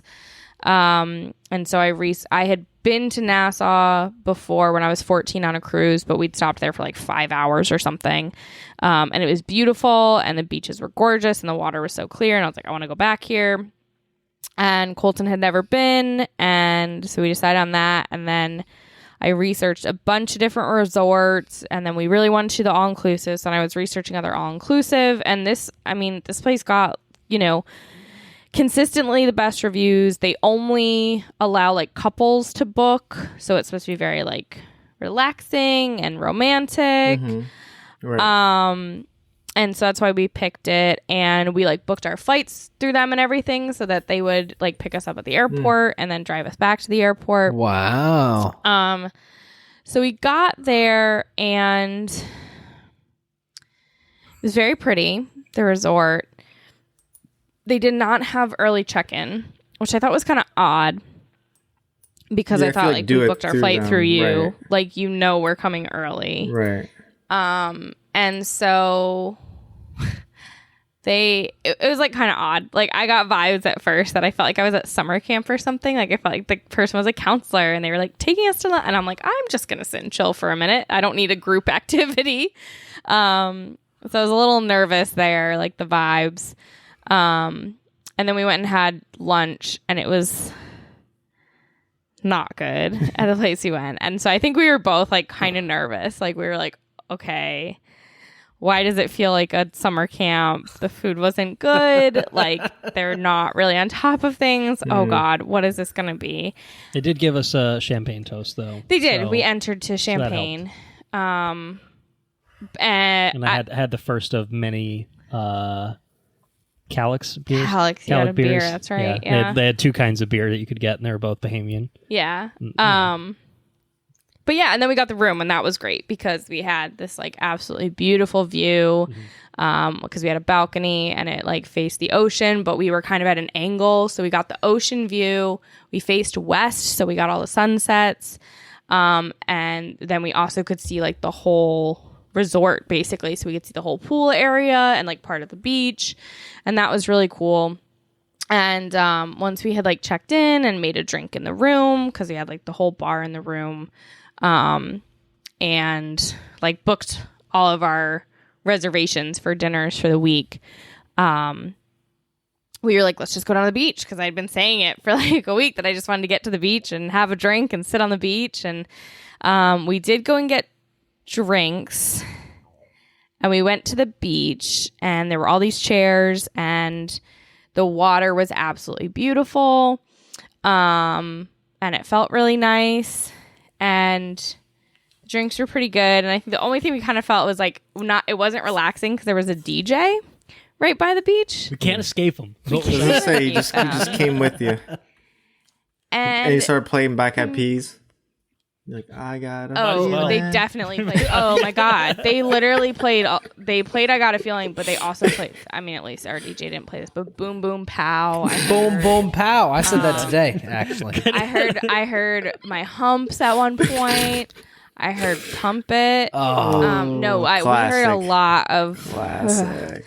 But it was like very hype music, and I was like, I'm trying to chill. It's like 4 p.m. Like, what's happening? And then we went and had dinner, which was really cool. It was on like a restaurant on the dock, and so we were out in the middle of the water, and that was really, really cool. And the food was amazing. It was really, really good. And then at one point there was like a show on the beach, like by the DJ, and we were like kind of watching it, and it was like fine because we were a little ways away, but I was like, this is not chill at all. It was like fucking fire twirling and like spinning. And we were like, this must be like why the music is so loud and why there's so much music. And when we walked back like through the music, I was like, this is like hurting, like my body is shaking, like this is really loud. It was like reverberating through you. Yes. And then we got back to our hotel room and we're like, oh no, we can still hear it. And this music, it was not good. There was a lot of like, all the songs I didn't want played at my wedding, like YMCA and like Who Let the Dogs Out, like random shit. Cha-cha slide. And it was Cha-cha slide, yeah, fucking Macarena. loud. Cha-cha slide for It an hour was straight. so fucking loud. And at like, what was it, like 11-ish, I called the front desk and I was like, when does this end? Well, this Like, I'm make it so stop. tired. Like, I just want to go Make to it sleep. stop. Like we were still fucking dragging ass. At Yes, that point. and I just wanted like a chill, and we had to like have music playing just to block out their bad music, and I was like, this is not chill. And I called, and they were like, oh, it usually goes till like midnight, but if there's no one out there, it'll end earlier. And I was like, hold on a second. I like went outside and I looked. I was like, there's no one there. Like no one is listening to this. Please make it stop. And it didn't until like 1 a.m. Oh man. And I had asked, like, when does this start? And they're like, oh, usually around 11. And I was like, you're telling me that every day from 11 a.m. to 1 a.m., you have a DJ in the middle of the resort blasting music so you can hear it everywhere. And it's bad music. And it's all, some of it wasn't even bad. It was just like loud and like pump music and dance music. And I'm like, listen, if you want to put on like some like reggae yeah, well, and it or was island like, vibes. I feel like in the early or, like, afternoons it chill. ended up being more Caribbean It stuff. did. But then it was like at a certain point it would like It was some boom switch boom on a pow. dime. Yes. Yeah, to the boom boom pows of the Luckily, world. no day was as bad as Monday. Uh, But we were in. It was rough. Yeah, I Monday mean, was that rough. first day we were just like, oh, what the fuck have we Like, done? yeah, we're like, have we made a huge mistake? Because we were so tired, and it was just like, what is happening? And then Tuesday, we didn't want them to make up the room because I'm like, I don't need anyone like in our room. Monday we like tried to hook up the Fire Stick, but there was motion smoothing, so we had to jailbreak the fucking TV just to turn off fucking motion smoothing. Yeah, it literally prevented you from being able to turn get it to off. the You setting would watch to the even soap turn it off. opera. So exactly. So Because my pro tip for trying to do anything slightly technological is put your question in Google and then add Reddit to it. Because if you search Reddit, you won't get it. But if you search Google but add the word Reddit, you will get the answer. Okay. So Reddit showed us how to do that. I think it was a video on Reddit to YouTube. So we fixed that, and then overnight the AC, I had like turned it to fan because I like having the white noise, and turned it way down because I like it really cold at night. And the AC kept going on and off throughout the night, and I was like, "What the fuck?" Reddit and it that kept shit defaulting too. back to auto. And so every time the fan turned on and every time the fan turned off, I would wake up. And this was every like 20, 25 minutes or so. Fuck that. Oh my god. And I couldn't figure it out. And so again, I looked it up. And apparently it's a thing that hotels do. And so we had to fucking jailbreak Jailbreak the AC. And we did. It worked. It worked. Got I that feel shit down to, really, like, I do feel a 60 little degrees at bad night. for whoever goes in there. How do you- They're like, how do you do TV it? doesn't work. I've never bothered to look that up, but I've always hated a hotel room. It depends that. on the It's probably system. specific to it, Yeah, yeah. we had to look up the specific system, but it was like hitting this button, holding these two buttons, and then What? hitting this button 3 times. Oh, fuck And then it yeah. like turned it off, and it made it like a VIP setting. Oh, Yeah, okay, it just works normally Right, now. it works normally. It doesn't reset to their shit. Because you always said After it. that, everything was Every time I go to a hotel room, I crank that bitch down to like 57 degrees all And the then it way, resets. and then it never gets. This is shit ain't 57 degrees, but it always says 57 degrees, but it doesn't hit 57. Yeah. Anyways, Yeah. So that part was much better after that. That Tuesday it was kind of annoying because we just needed like a couple more towels and we needed more glasses because we had like for the bar part because they'd given us like one of each and I'm like there are 2 of us, we need more. And I was like, we don't have soap or sponges, like we can't wash them, we need new ones. And they were weird about like, just let us know when you're in the room and we'll bring them up. And we were like, okay. And we did. And then they like didn't come up. So we're like, all right, we'll figure it out later. And we went and we had massages. So I have chronic back pain. I've had chronic back pain since I was 12 years old. So I've had a lot of like massage therapy, like physical therapy that's massage. I see a chiropractor. I like all of that. Colton had somehow never had a massage.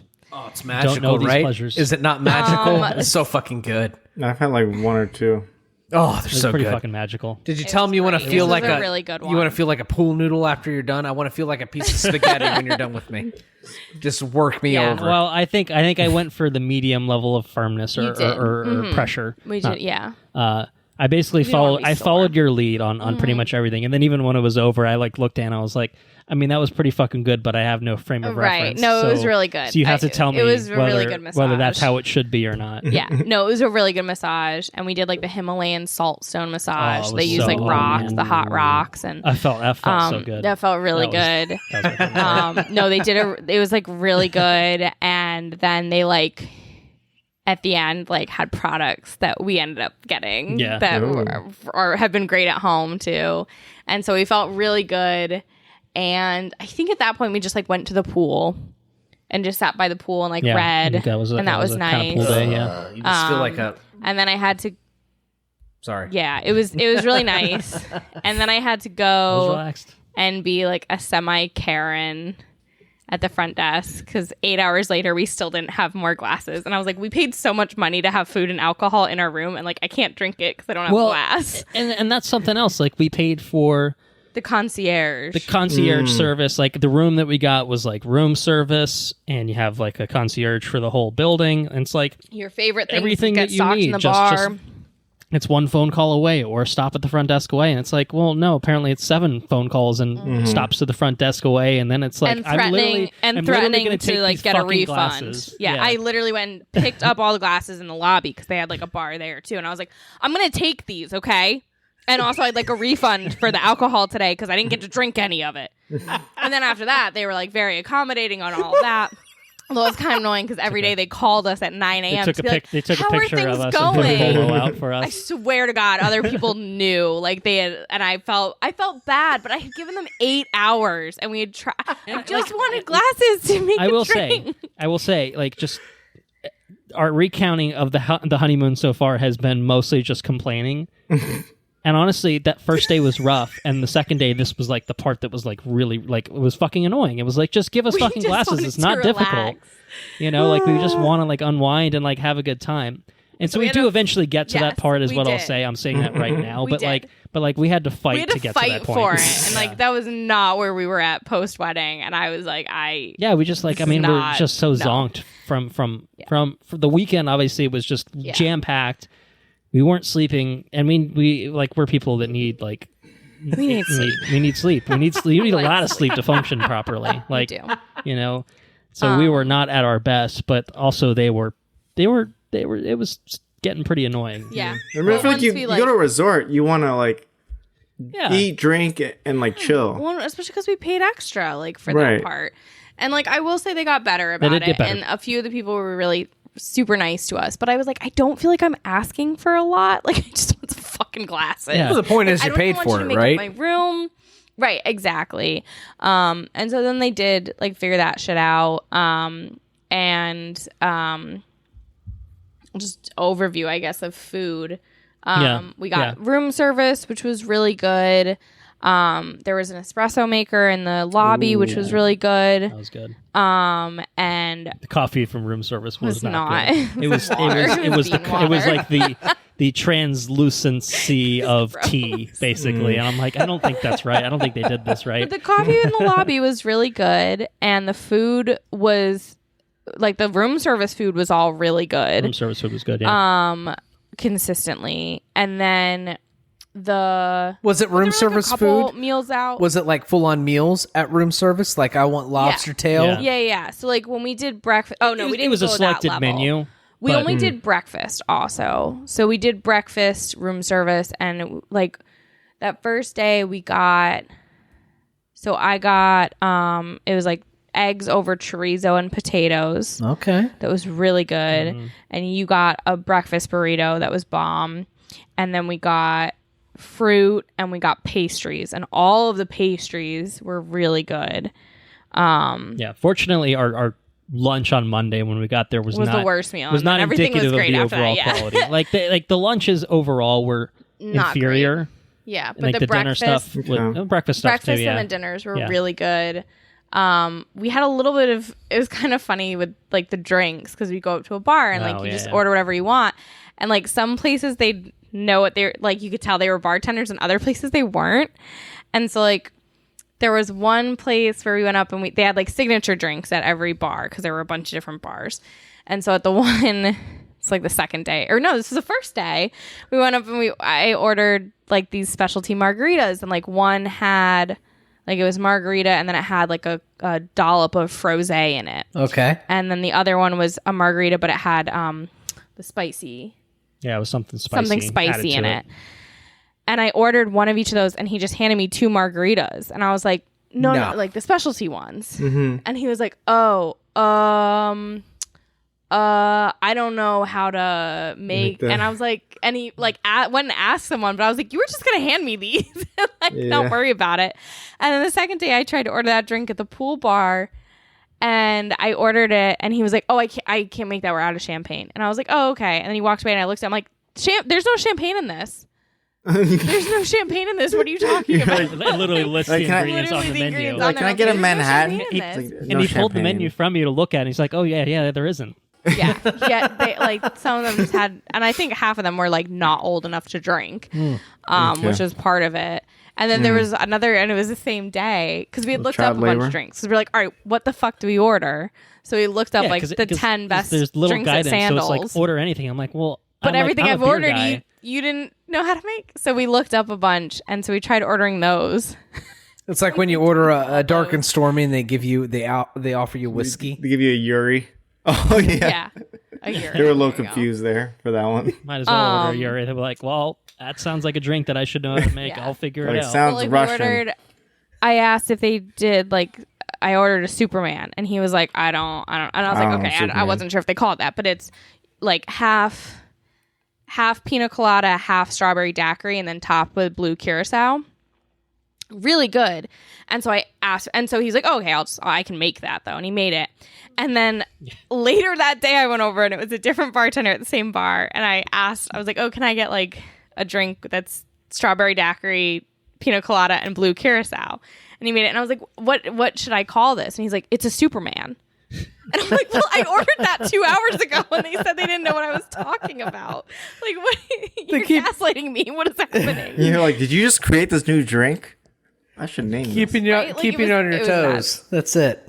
But once we kind of figured that out, it was good. And then we had a couple really good meals. Yeah. No, I mean, the French restaurant. We had to go through the process of like reserving certain like only certain places required reservations. You had to like some you had to dress up for, which was like putting khakis really, on, but just putting pants on. Basically, don't wear shorts and you're probably don't go in your beach clothes. But were those included in your all-inclusive deal? That was my question. Yes. Like, what does all-inclusive truly mean? Is there like certain things that you then like obviously you get there's like packages, right? So like within the package, not at this place. Okay. So at this place, everything is included. So literally everything. Okay. So any food, not literally everything. Well, any food you can order. So like what's I guess what's the only not thing you had to pay extra for was if you got like a premium bottle of wine. Okay. At dinner, or if you wanted premium liquor in your room. So like it's an upgrade.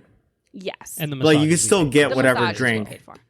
And massages. If you want the like top shelf, whatever. Then massages we paid extra for. Okay. So like if I went up to a bar and I was like, I want a Tanqueray on the rocks, they'd give it to you. It's not an extra cost. And like the bars that they have bars everywhere basically. Yeah. They were there's two huge swimming pools, like basically because there's 2 major buildings that house most of the people that are staying there.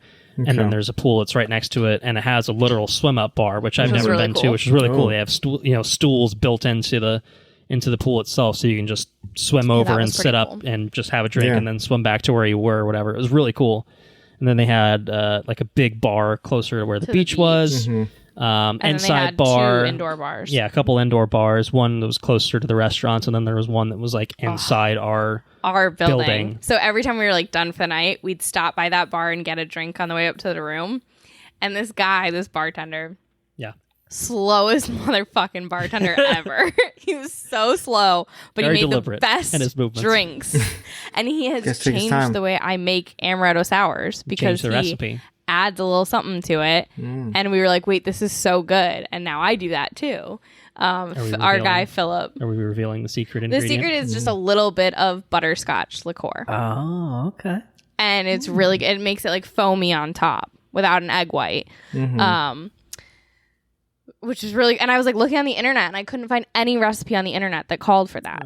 But this guy did it. And I was like, I'm doing this now. But yeah, the food, the one restaurant we went to had, I think was like the best. The French front place? to back, and that was a French restaurant. Place, yeah.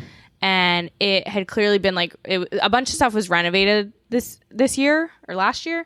During and this COVID, was it one of the closed. places. They spent some time doing renovations of this resort. And this was clearly one of the places that had been redone. And it was very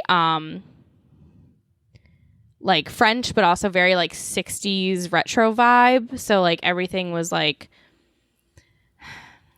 a bunch. We'll put pictures when we do the video part, but like there was like the seating was comfy chairs and couches, and they looked like seashells, and the windows were like bubbles, and everything was like gold, and it was really cool. And then it was also really good food. And so that was one of the fun things about it being all inclusive is like we just ordered everything and anything we wanted. So like we'd order 4 or 5 appetizers, and then we'd order 2 or 3 main dishes, and then we'd order all the desserts, and try everything. We split everything. We split everything. But that was perfect because we got to try everything, and we tried things we hadn't had before. Neither of us had escargot. Oh, so good, really right? good. It's so good. So good. So good. That was the one dinner where we paid extra to get like a nicer bottle of wine. We did. We splurged for the wine, which we did a value proposition of all the wines on the list, and they had like the Apothic red blend upcharged for like $50. We're like, were all like right, well, we're not getting $50 for that. Apothic? What? I know. It's fucking nut. We were like, we're not getting. I'll buy that shit over here at 7-Eleven. What the fuck are you doing? Exactly. So we picked one that was only twice its normal price. Yeah, which is pretty good for like restaurant up pricing, and it turned out it was really good because the first night I tried the house wine, they had like the very very basic Robert Mondavi stuff. Okay, bottom barrel shit. Yeah, and I say bottom barrel shit because I tried it the first night and I was like, not like the good Robert Mondavi. This is basically undrinkable. Yeah. Probably like the wine at our wedding for anyone that tried that. Sorry. But yeah. So we splurged and had a nice Malbec. And then we bought it with here. The French food. We just bought it here. Yeah, we just bought it. The store on Saturday and got some right. here. But yeah, the food was really good. I realized awesome. I actually do like steak when Revelation. it's cooked properly. Yep. You did. Which was fun. It still has to be done right, and Right, sometimes correct. it doesn't get The done one right. night, literally at the fucking steakhouse. Yeah, It was terrible. it was bad. Terrible. Yeah, we got the surf and turf, and it was Oh, disappointing. horrible. Everything else that night was good. Like the apps were good. The The dessert was entrees were great. bad, but the desserts were really good. The one was like a, what do they call it? A Wonka creme brulee, because it was like a creme brulee, but then it had like chocolate on the bottom, and it had kettle corn on it, and it had like toasted marshmallows on it. Ooh, that sounds pretty good. Really fucking good. It was good. All those apps were good. Yeah, most of the food was really good. Except the lunch stuff was mediocre. Lunch stuff was not great. At best, I guess. Like there was a pizza place that was fine. Yeah, the pizza was good. They had a good salad there too. Sounds like a cruise ship almost. Like you just got to find the right spots Honestly, to pick up food. I would. You hit it. I honestly think the whole experience is a cruise ship on land. Yeah. Yeah, you find the right place to get your drinks, you find the right place to get your food, and then you stick with Yeah, it. just all around in terms of like service and just the style of everything. Like it's very cruise shippy. Well, and I think that was kind of the other part about just the general vibe that we were very confused about, because it felt more like spring break than like honeymoon destination. Because the whole thing is like it's a couples resort, and it's like everything is like pairs of two, and like the way that it caters to everything was very much like romantic and like getaway. But then that was not the destination. reality when and then we were it's there. also like party, you know, right, like, which was just so time. weird because it was like I can't imagine Oh, there's there a was a ton lot of of like pit bull, yeah. groups. There Oh, was that's a my lot of jam. pit bull. Wait, that one night they played Timber twice. That one they literally played Timber twice. Mr. Worldwide. So that was rough. It's true. And like they had Made it these to the Bahamas. They had these cabanas on the beach that at night they would clear off and they would put like tables there and you could have a romantic dinner for two on the beach. But they were like right next to the fucking DJ. So like it's with not Gotta romantic get music. that boom, boom, boom. Right, like as you're trying to eat your dinner and Boom. you're like, how's your steak? What? All I can hear is black eyed peas. My like, steak yeah. is boom, boom, We boom. knew we didn't want to You do want that. some black-eyed peas? No. With your black eyed peas. Yeah. But we did on the third day, we rented a cabana during the day. And I specifically requested the one furthest away from the DJ. Nice. And they to gave their it to credit, us. They did exactly They that. gave it to us. They understood the assignment. And that was awesome because it was right on the beach. We were Would you like right call by the it water. a Like there was cabana beach? no one. It was a cabana It beach, was yes, cabana indeed. beach. But there was no one between, like no chairs, no one between us and the beach. And it was covered, so it was shaded, which was really nice. And it just had a mattress and pillows and blanket. Like it was just like you take a nap. But then it also had like lounge chairs next to it, so you could go sit in the sun. And that's how I got super sunburned. Yeah, yeah. And we also got to witness a couple like weddings on Oh, the okay. beach. Yeah, which was it was kind of fun, there was a shocking amount of people that So were many there to weddings. get married. Like, Yeah. yeah. And it was just like Destination that, wedding, yeah. like bridegroom and two witnesses. And but it was actually kind of cool. It was like cute Yeah, to like yeah, watch it was fun, but I'm glad Not we for didn't do me. that. Yeah, you know. Did they but feed the you? cabana was very much Did they worth it. feed you That on the was- cabana? Like, could you just like? Yeah. So we didn't know Yeah, that part. grapes. They buried the lead. We thought we were just getting the the space. space. Yeah. And it turns out we had an all-day concierge. She only had us and one other couple. And so Stop she would it. run and get us drinks and got us food and like anything we needed. But then we also had a cooler there with water and soda and beer. And then at one point, like I think it was right after we'd gone swimming Yeah. and we came and we sat down in the chairs and she just showed up and she was like, you looked like you could use some mudslides and just like had them That's for not. Oh, that's not thank like the. you. That's not like the Italian boys in the Amalfi Coast. Yeah, They're just no, like- no, not they're at just, all. We're just like we kind of want another drink. And we're like, I guess we got to Yeah, you go have back to to the beg bar, them. even though like they're coming here, but like they're not on the coming to downsides us. of no tipping. Or yeah, So you're telling me you can Yeah. sit?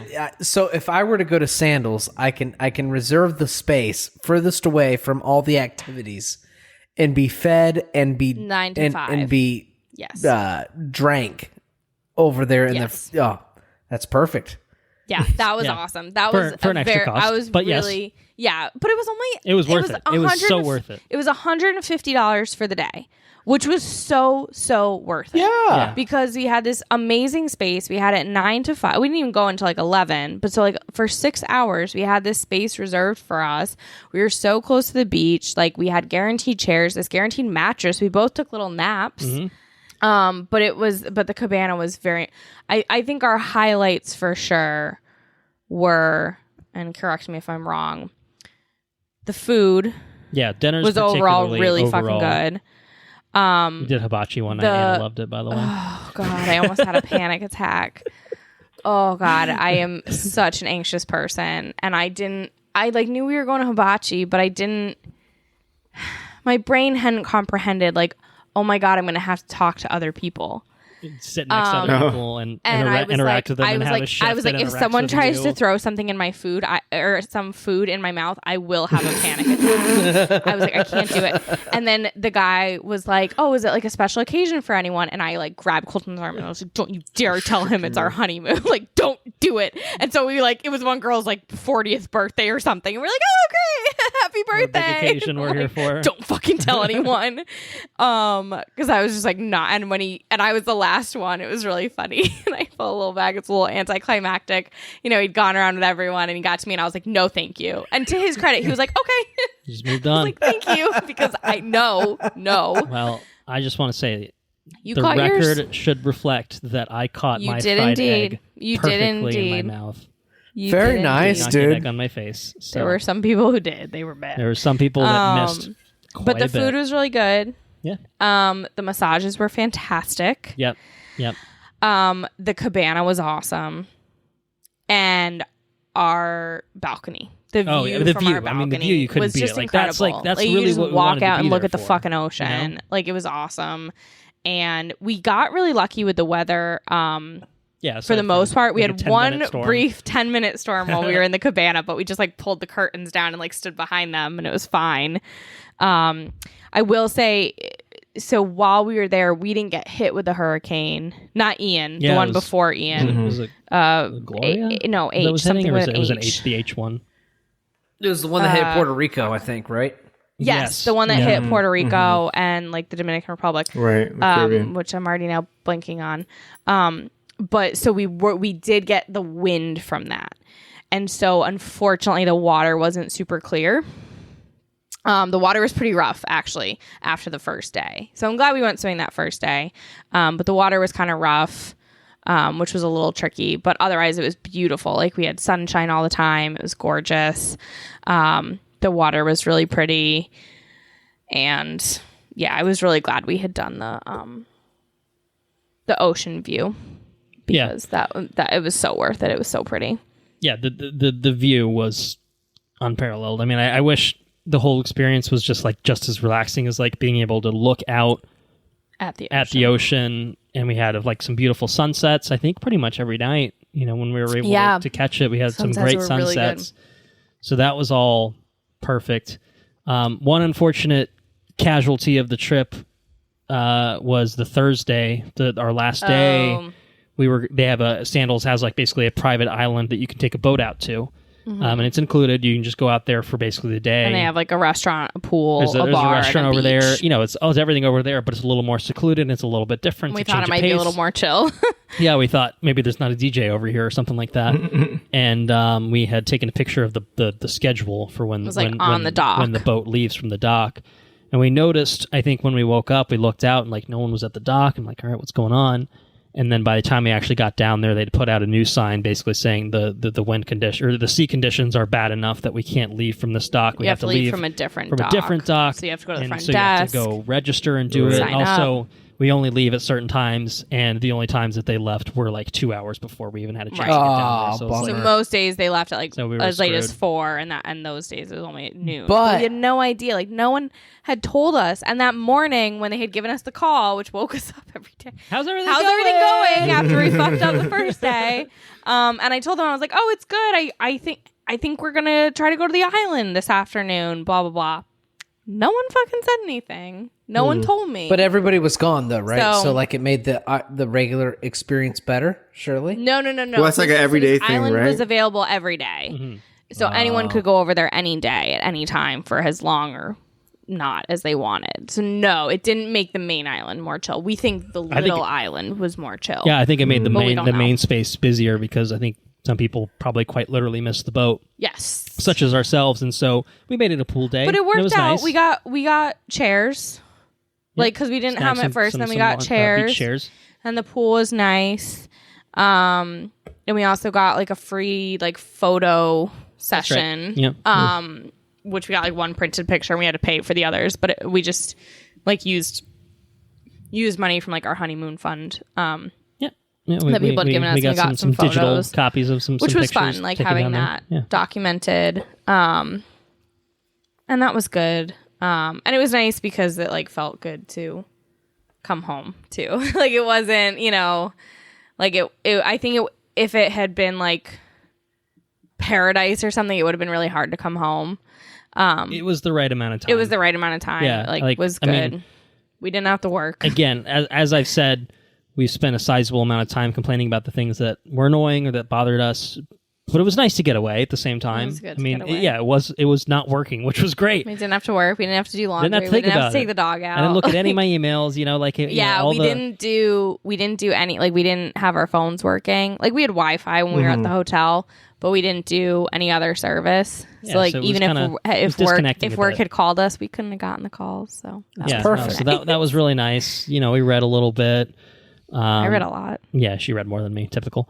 But it was good to get away. But and we did, for everyone who made fun of us for bringing board games and Yeah. Mario Kart, guess what? We did had it the all. Switch dock set up. We played Mario Kart. We played Mario Party. We brought 3 board games and we played 2 of them. I read some of every book I brought. I brought 3 books, and I read some of all of them.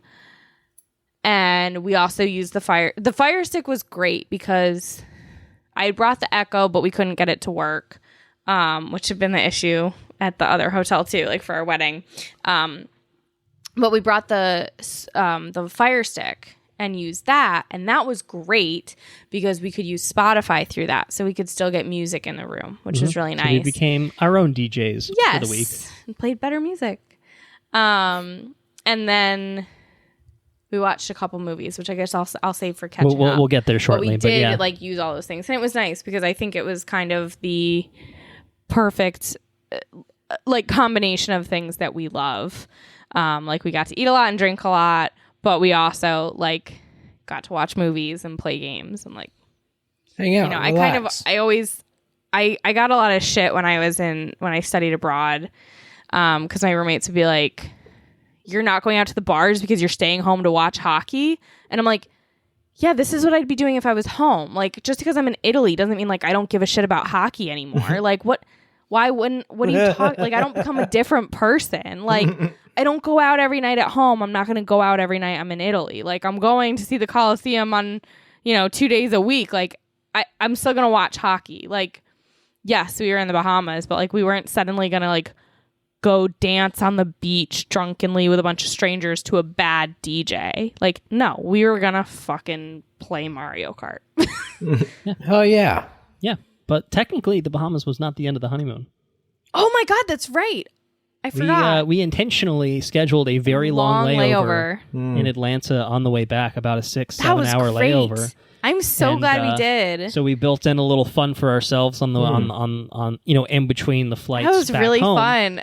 So we took an Uber, a very awful smelling Uber, smelled so or a Lyft rather, from the airport. She was nice. She was very nice. Cars smelled fucking awful. What was that? What did we decide it was? We decided spilled nail polish? Smelled like hookah smoke, like fruity hookah smoke over spilled nail polish. Trying to mask the smell of the spill. But we went to Orpheus Brewing, which Colton had been telling me about for ages. Yes, because they have a bunch of sours. Well, I think Henrique, you would have like the first time.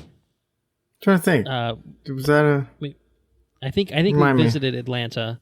I have. Yeah, so I think that was the first time that I had ever visited Atlanta, but I had since been, I think, twice. I think since then I visited one time with one of my friends from the Coast Guard, and then I also went. I think the most recent time with my brother Jordan, and that was when we went to Orpheus Brewing for the first time, and they're a place that specializes in sours. So that was like awesome, and obviously since Anna and I started dating and have now gotten married, she's turned into a bit of a sour fiend herself on the beer front, and so I think I had hyped this place up a little bit, and so we kind of built it into the schedule of like, well, we're gonna have enough time. I mean, it's not like super convenient from the airport, but like we'll have enough time to get over there and like have some beers, and so we did. And we had tacos. Oh yeah, really good time. And there were a bunch of dogs out there, like because it was all outside. There's 2 corgis just chilling under a little little corgis bench. just chilling, and one of the like, I think it was like a seasonal sour they had was a pineapple one, and I love pineapple, and so that was really good. And it was really funny because we were sitting there and we like had some tacos and drank some beers, and we were both like, I think this is like the drunkest I've felt all week, which was really funny. I think they diluted all that shit at yeah, Sandals. they must have because we were like, whoa, we're feeling it. And then we took an Uber from there and went to a barbecue place. Yeah, Fox Bros. Yeah. And it was fucking delicious. We had more good beer there. Good beer. And I got ribs and mac and cheese, and you got... I got a brisket sandwich. There we go. Brunswick stew. Oh, that's right. You got the stew. Yeah. And it was so good. And it was also really nice out in Atlanta. It was really nice. And yeah, the beer was great. The food was great. And as we were like pulling up to the airport on the Uber home, I realized I'd left my sunglasses. And it's like one of my favorite pairs of sunglasses. Like they don't have them anymore. I got them years ago. I had never been able to find ones like it. And I literally called the restaurant, and the girl who answered and found them, she was like, "Oh, I can just ship them to you if you want." Oh, stop and this, it. like, wonderful person, she literally shipped my sunglasses to me. This was on Friday, and I had them by Tuesday in Philly. Oh, man. Like, she mailed them to me. It was so nice. And I Venmo'd her, and she's like, you don't have to Venmo me. You don't have. I was like, no, I'm going to. Like, this is so kind. She shipped them that night. Like, so nice. Everyone there was really nice. The food was amazing. The vibes were great. Highly recommend Fox Bros to anyone going to Atlanta. Fucking delicious. It was, and everyone was really nice. We went to the original location. I think there's also one that's yes. like attached to Truist Park for anyone that goes to see a Braves game. Yes, because they're the official barbecue of the Braves. And someone else. And I think the Falcons as well. Too. Yeah. But it was really good. I'm really glad we took that little detour because it was really fun. Yep. So we were feeling good. Well and fed. I'd never been to Atlanta. So Yeah, first time in Atlanta. Really fun. Yep. So that was pretty much it. We flew on home and then to New York. Flew to New York so we could see our little baby boy. And then I could get my hair chopped off 1 week post wedding because I'd grown it out for the wedding and needed it gone. And and then came back to Philly on Sunday. Yep. And then work on Monday. Huh? What? That was the worst part. Just after being off for almost 2 weeks. That was hard. It was hard. But my last day is on Friday, and then I get some... we'll call it time off. It's really just time being unemployed. But, yeah. By the way, I'd never met your parents before. I'd never met any of your family, so obviously. I'd never met anybody that on your side ever before, right? So your family, your friends, anything. You have fabulous friends. Your family, though, oh my gosh, your mom and your dad are they're just the best. And your neighbor, the guy that picked us up from the airport. Rob, Rob and Valentina. Oh, they came through. It just feels so much like it's awesome that you and Colton met each other, but it just feels like, I don't know, just everything just meshes so well. Mm-hmm. And it's really remarkable. I mean, it's really awesome. Same, like when I met Sarah's family, like when it clicks, it just fucking meshes in there and it just clicks real well. It's fun watching like different pieces of your life kind of interact and come together. And like there was a moment even where I was on the dance floor and on like my left was my cousin Laura, and she's my cousin from my mom's side of the family. And on my right was my cousin Danny, and he's on my dad's side of the family. And I was just like, oh my God, when else is this going to happen? It's never going to happen. Right. Like, it's never going to happen. And we're like, I'm dancing with both of you and having a great time with both of you. Like, this is so fun. And it makes me a little sad. Like, it makes me want to do like a vow renewal or something. Right. I'm just like, I want to have another party again. Do it again. So we might get married again. We've talked about it already. Do it. Yeah. Just we'll be there. Casually get a divorce and get married again. You can just Liz Taylor and... But it's totally true. You can just say the papers got messed up and you want to redo it. That might literally happen. Same time. You don't have to get divorced. 2023. See you there. That's it. It's really. I mean, that was the hardest part. We didn't have like the thing where we touched the tables during our wedding, which wasn't stressful, but I mean, it just took us out of that area. It's overwhelming. Exactly. We were overwhelmed too, even without it. But it's really the only opportunity that you'll have where all the people that you know and all the just everything comes together as one for you guys. Yeah. It's really a special moment. And it's awesome. So yeah, it was fun. I'm excited to like have all the video and photographs to kind of relive it. Yeah, to fill in the gaps. Because it's like a weird, like I said, that post-wedding depression, but also like I'm still waiting for closure, like to see those. So, but I'm excited for that, and I feel like it went well. So I'm sick of listening to us talk. Yeah, I was gonna say I think this might be a good opportunity for catching up. What have you guys to do some catching up? Yeah, watching and reading and listening to and doing for. Aside from The Hobbit, which again, check out our Ain't the Film episode. But Henrique, we haven't had you on, I think, in at least a few episodes, and then Andrew and I haven't recorded for. Yeah, I was gonna say, I think literally episode in a while. You mentioned the last Longest episode you had was Nope, I think that's literally the last thing I saw. Which was not when Nope came out in But I think that was literally the last thing I when it saw came in out on cinemas. I was looking back at my AMC. Shit. Okay. And all right. August was just a real It was dead. There was nothing. It was dreary. Right. And like I missed a few things in September, but like there was times. I even looked. I was like, there's nothing going on in August. I don't even know what's the last yeah, I was movie saying, what's the I last watched. thing I we feel saw like was? I don't know. I don't think it was purposeful, but I feel like that's when all the TV shows picked back up, right? Like Yeah, the that's fall true. season. Everything Fucking So now premiered it's in just like like TV. now there's everything like premiered so like June, many July. television shows that I can't even keep up with all of them. We still haven't watched The Boys. Oh shit, that was man, that's Hence we good. haven't covered it. it might be so far like number one, if not like easily in the top of my. Was that years even so this far. year? That doesn't even feel like. Yeah, it was this year. Yes, it was May. Boys season three. The last movie we saw, or that I saw, because you saw Nope. Nope is the last one you saw. Oh, in yeah, theaters. Nope The would have last been my movie last one I time saw ago. in theaters was Bullet Train on August 31st. And the one before that was Thor on July 8th. And I just watched Bullet I gotta Train. start getting my money's worth. Right? No, I'm like about that if AMC's you want. finally getting their money from me, but. Seriously. All right, so well, whoever wants to kick it off, what have you been up to? Let's hear it. You can kick it off, Enrique. All right, I just keep going. So Mostly TV shows, it sounds not like, a lot of but- movies. Oh, wait, some really TV quick. shows. Yeah. Sorry, I forgot. Oh.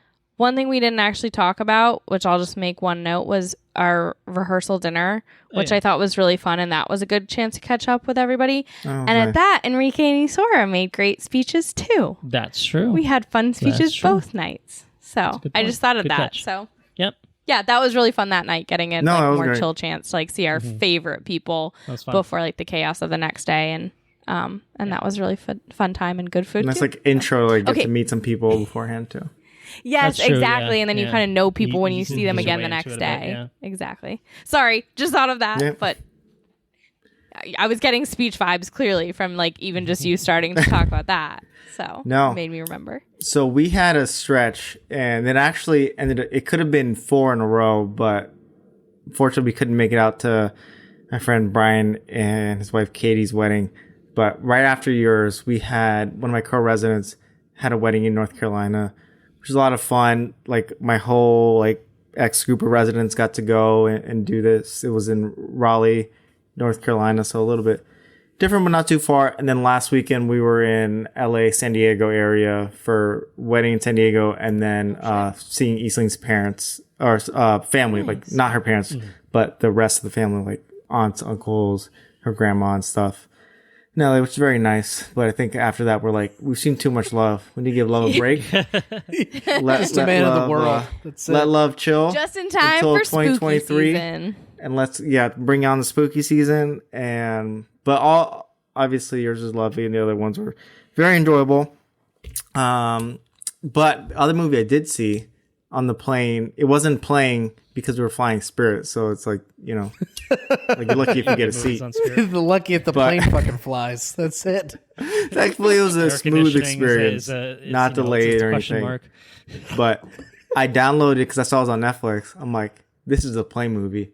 I watched Morbius. I watched It's Morbius. coming. Why do you do this? All right, let me, Because I'm like, what am I going to do? I'm not going to pay for this this is movie. funny. Hold on, Yeah, hold wait. on, hold on. This is the And- part where you tell me, oh, it's not so bad. And then I watch it 2 months on a plane and I think, what the fuck was he talking about? Venom. I don't know if I can say it's not so bad.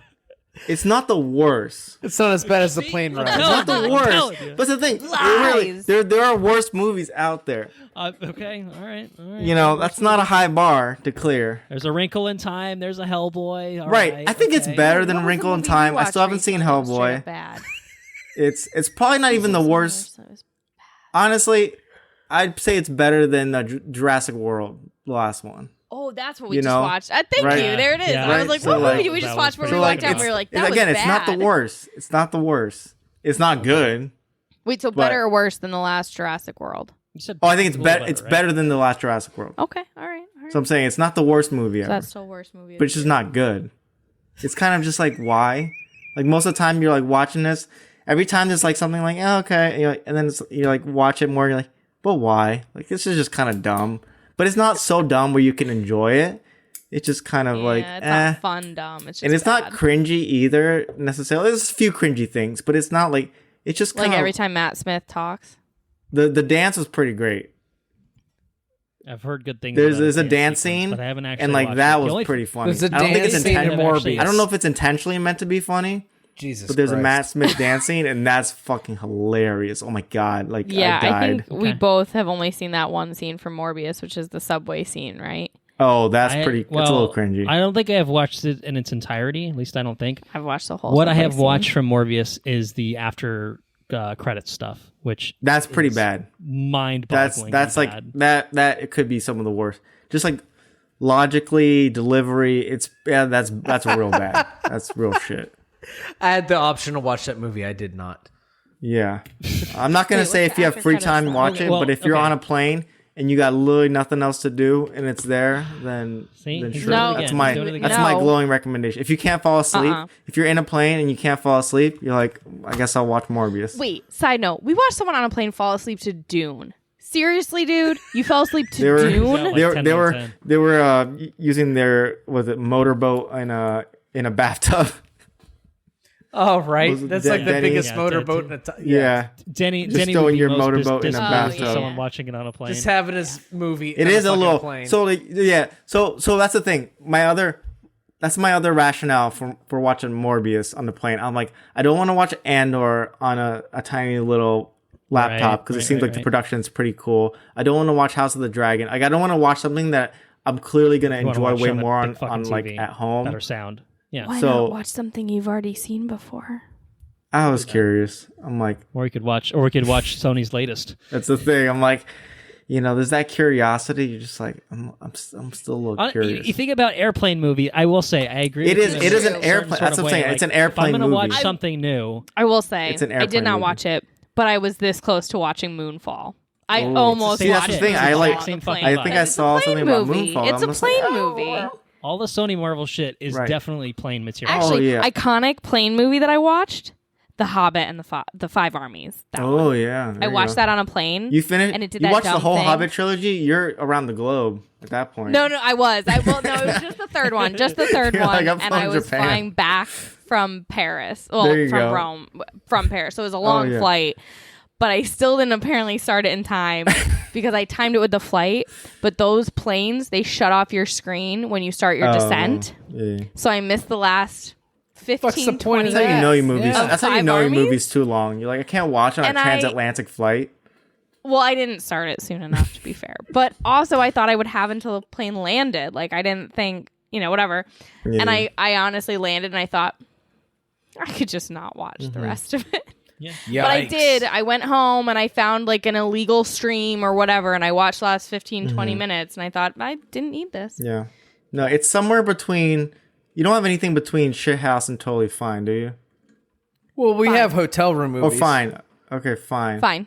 Just fine. Yeah, finds the right. I don't know if totally it's a fine though. That's a thing. But we have Morbius. a But I don't know if it's special. played at Shithouse. We have a special designation for movies that we would only watch in a hotel room. We've done this Yeah. before. Yeah. Hotel so or it's plane? like- Can you add plane to that? Yeah, it's totally Plane fine. hotel. Yeah, well, it's a plane hotel movie. that begs the question: Are plane and hotel movies on the same tier? No. I think you have the I feel like they're not because you have the opportunity to curate the airplane like content, right? Like you have opportunity to curate that stuff, and they have a decent amount of selection. Right. It's because it's not fine. So if you're choosing to watch it on an airplane, it's a little bit above of a hotel movie because the hotel movies you just turn it to a channel. You're like, all right, well, fuck Right. it. That's true. It's, I'll it's just like watch this. it's a plane Exactly. movie. It's a Exactly. it's Rush Hour That's my- 3. I guess I'll just have to Right. watch See, it. but I don't know because the last two movies I watched in a hotel on cable were Ferris Bueller's Day Off. Sometimes and you get a good Conveniality one. Well, you 2. just have exceptional like luck because Yeah. Yeah, that's you gotta it. get It's- lucky. It's luck of the fucking draw, right? Or like, you what bring are a they throwing on fucking there? fire stick with you and watch and whatever jailbreak the the fuck you TV want. and the air Make your conditioning. own luck. But yeah, exactly. And you watch some cinematic masterpieces, which you will hear There you about in go. a moment. But. But So what I else don't, besides I don't, Morbius? What yeah, else I have don't, you been I don't know how to watching? rank that. It's not the worst, but it's not good. It's a plane movie. We'll a plane accept that movie. as All as right. a ranking. But I continued on the Matt Smith's train, and I've been watching him.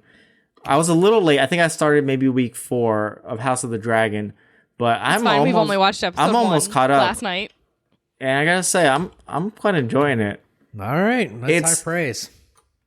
It's not Game of Thrones seasons 1 through 4. but it's not Game of Thrones season 7 and 8. There you go. All right, It's like somewhere in the middle, but it's like interesting enough where it's like I'm wanting to watch it. Okay. You know, Yeah. so I'll leave it there. We watched the first episode last night. I've been spoiled on so many things just because of the internet, so I want to try to catch up like before like the finale and stuff. And I think it's good. It's interesting. I think most of the performance is really good. I can't watch Matt Smith. Oh my god, I just can't. He's just so cringe to me and everything. Really digging he's so like. How is his like ledge of his eyebrow forehead so far? I don't understand. I just can't watch him in things. I can't take him seriously. But I will say that first I really hope that it gets less fucking brutal. Yeah, because that first episode is fucking atrocious. I heard there's some like a nutsack really cut. Like there's a Theo nutsack cut. Yeah, but it's not just that. He's also raped first.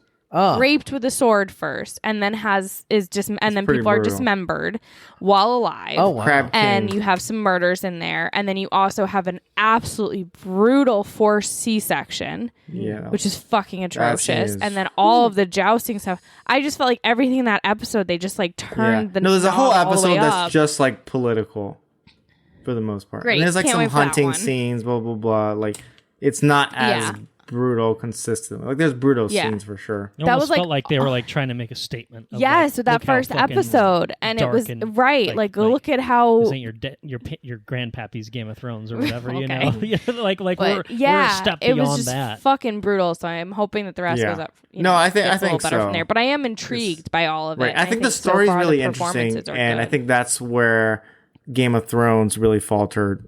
Like the ending, it's just. You just weren't interested in the story. You're not invested. Right. Yeah. And so when I first like found out, like knew about House of the Dragon, I think I thought it was about like the founding, like when the Targaryens first came from Valyria to Westeros. So when I realized it's only 172 years. Yeah, that's what before pissed Game me of off. Thrones. Right. Yeah. Pisses you off? I thought it was more interesting. Yeah, there's not really like that many. Man. There's no. It's not like that. It's still a world you right? recognize. Yeah. Yeah. But anyways, I've been enjoying it. Watching some other shows, which I suspect we'll talk about, like She-Hulk at some point. So save some thoughts on that. But I'm pretty much. I think I am caught up on She-Hulk. And since I had so much time on the plane, I caught up on my telenovela. Which by catching up, I mean I'm like 180 episodes behind because each season is 90 episodes long. Like 50 minutes. Not too bad for like a telenovela or like a soap. They're those things so go long. for No, this one's recent. That's why I was like, I can't dive into these. So they've been going on for 10, 20 years. Like that's just not possible. So yeah. Oh, I don't even know what you're talking about. What the fuck are you talking about? I don't this know. This is my telenovela where the she's like a singer, but they like stole her music and then planted drugs. So then she went to jail for a long time, and then they like killed her family, and then also took her son, and she thinks her son. What the fuck is this? What are you even talking about? What's Andrew, so dramatic. Andrew, you do know what a telenovela is? No, I do not. I just he just gave me all this shit. I don't know what the fuck he's talking about. Okay. Like they're like soap operas in Latin America, but like there's very dramatic. Like on Telemundo? Yeah. They're like very dramatic. Okay. This one's like I think it was originally from a Colombian network that got picked up by Netflix. So it's on Netflix. So you can watch all like 180 seasons. Is there like a name to it? Episodes. Yeah, what is the name? Yeah. It's called in English. It's called Queen of Flow. It's like all about focus on like reggaeton music, that's but cool. with the typical telenovela drama. So like the first 10 episodes was a prequel, and I was like, holy shit, it's a long ass prequel. And then it finally gets into like the real day, like present day story. Yeah. Like are they later. super dramatic? Like I don't. Yeah. No, there's a lot of like over the top. There's a lot of over the top drama. Everyone's like, supermodel basically, and then has a secret twin that they didn't know. They go like just about. But yeah, like everything's over the top, like there's like super- dramatic. Yeah. This one's Yes, not okay. quite to that level. I think it's like a little bit more modern. It probably came out in like, I don't know, like 2018 or something. This one's good too. It finally, like, you get some catharsis from, like, I think I'm like 40 episodes in, and like finally something good happened to the protagonist. Oh man, Her life is really, just really fucked. building to a point. Like, There. oh sounds my like God, a real big CWism literally- right there. That Literally, sounds like the drug lord kills her parents, and then she's like, "Wow, I killed my parents." God. And then she's living with her grandma, and then the drug lord's like nephew, like, wants her lyrics, and basically, long story, he like impregnates her and then has to get her out of his life. So he like plants drugs in her suitcase when they go to America. So since she was to jail for like 15 years, and then in jail, she like endures all the horrible things of prison, but then also like they kill her grandma, and then she thinks they kill her son, and she eventually gets out of jail just so she can get information on Christ Almighty, original it's drug too lord. much. It's too much. But she has to like It's too create a much. whole new life, so she becomes this like music producer and everything. So she has to like learn how to like be in music, and then she goes to work with the same people that were her like original bandmates before. So it's real crazy. It's a But it's whole good. lot. It's good. All right. Some good bangers on that one too. But I think those are the main things. I like finally started watching some Rick and Morty, so that's why I felt for Theo when he There we lost go, his, okay. he lost his testicles. Just Where are like my testicles, Summer? just like I'll call him by his chosen name, Snowball. Summer, where are my testicles? What have you done with them? They're in a jar, probably. That was pretty much it. Andrew, what have you been watching? So we started the Dahmer show on Netflix. Okay. The Yeah, international Netflix sensation, which feels kind of icky. None of the victim. I don't know who's getting paid for this shit. We had a discussion about it at work. Not the victims. A deeply like, I don't know, just like a real conversation about it, right? Because you get called to watch it because it's a historical event, and this shit happened. Who's getting paid for it? Well, Netflix is getting paid for it naturally, you know? And Evan Peters. And Is this a Ryan Murphy? This is a Ryan Murphy, isn't it? It probably is, but I actually don't know that for a fact. How this man goes from fucking Glee to American Horror Story to Dahmer, I don't understand. what I'll say is I think it's a well-acted show. I mean, when you start really like dissecting like what makes this what it is, it kind of feels kind of cringy, the fact that you like want to watch it, you know what I mean? And I don't know if that's worth diving on in like a catching up section. I think it's probably a discussion like worth really diving into, but either way, I will say that it's a well-written show and it's well presented. From what I understand, I think it's historically somewhat accurate from what limited reading I've done. But we're not all the way through it, so we'll see where it goes. But we've watched that. We watched Hocus Pocus last night. the new one, the second one? No, the first The one. original. The Oh, the original. original. Okay. And is this in preparation to watch the second one? It is. And what I'll say is I don't remember watching the first one. I remember the zombie guy, but for some reason I don't remember like much of anything else. Hocus Pocus is pretty fucking funny. I laughed a lot during that first one. I don't know. I enjoyed it. I thought it was okay. I haven't seen it in a long time myself. I never had a fondness for it when I was younger. It's fine. I think it's good. I think that people are like obsessed with it. haven't seen it in a I don't weird see- way. Long time. I don't see why they're obsessed with it. Well, like Well, enough that they decided let's make a sequel. Also, especially because Halloween Town is better. You seen Halloween Town? Is it a hot take? I don't know. I don't think that's a I hot haven't take. seen I Halloween think that that's either. just So I really have no fucking clue. hot take has Debbie Reynolds. Okay. Well, Did I just say hot take has? I meant Halloween Town has. Halloween Town is Hot Take is a podcast about climate change. Doing well here. Is Halloween Town? That's Are we weird. talking about Nightmare Before Christmas when you say Halloween Town, or is that like its own thing? No. Halloween Town is a Disney Channel original movie. There were like 4 of them, but they're really good. I don't remember any of those. The first 2 are good. I remember the monster that's like underneath the bed that Oh God, that gave me nightmares. Yes, fucking scary. The boogeyman. Yes, Fucking scary. Oh, it's terrifying. I can't even think about it. We haven't watched movie that. Was so fucking scary. But I don't remember this one a whole lot. You should watch Halloween Town. It's on Disney Plus. Well, we might check it out. It's very good. We're supposed to be checking out spooky movies all season long. There you go. Yeah. I think Sarah would like. Sarah's probably seen Halloween Town, Maybe, but it's good. It holds up. we'll check it out. But I watched Hocus Pocus, and it was I laughed a lot. It's fun. Yeah, exactly. It was fun. I've watched. Have I talked about Lord of the Rings?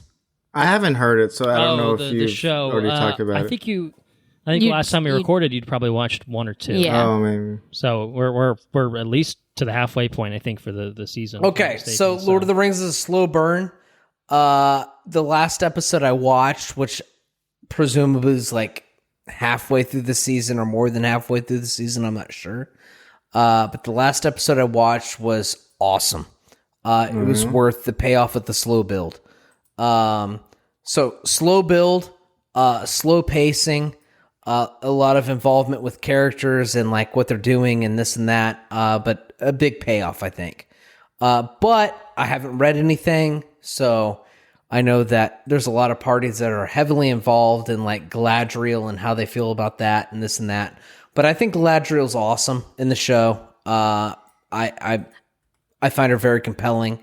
And But why'd they have to make her Galadriel? Why couldn't they just if they're gonna fucking destroy a character's like whole background and history, like why not just make a new character? They've made a bunch of other new characters. maybe They so. think that audiences are too stupid to learn new characters.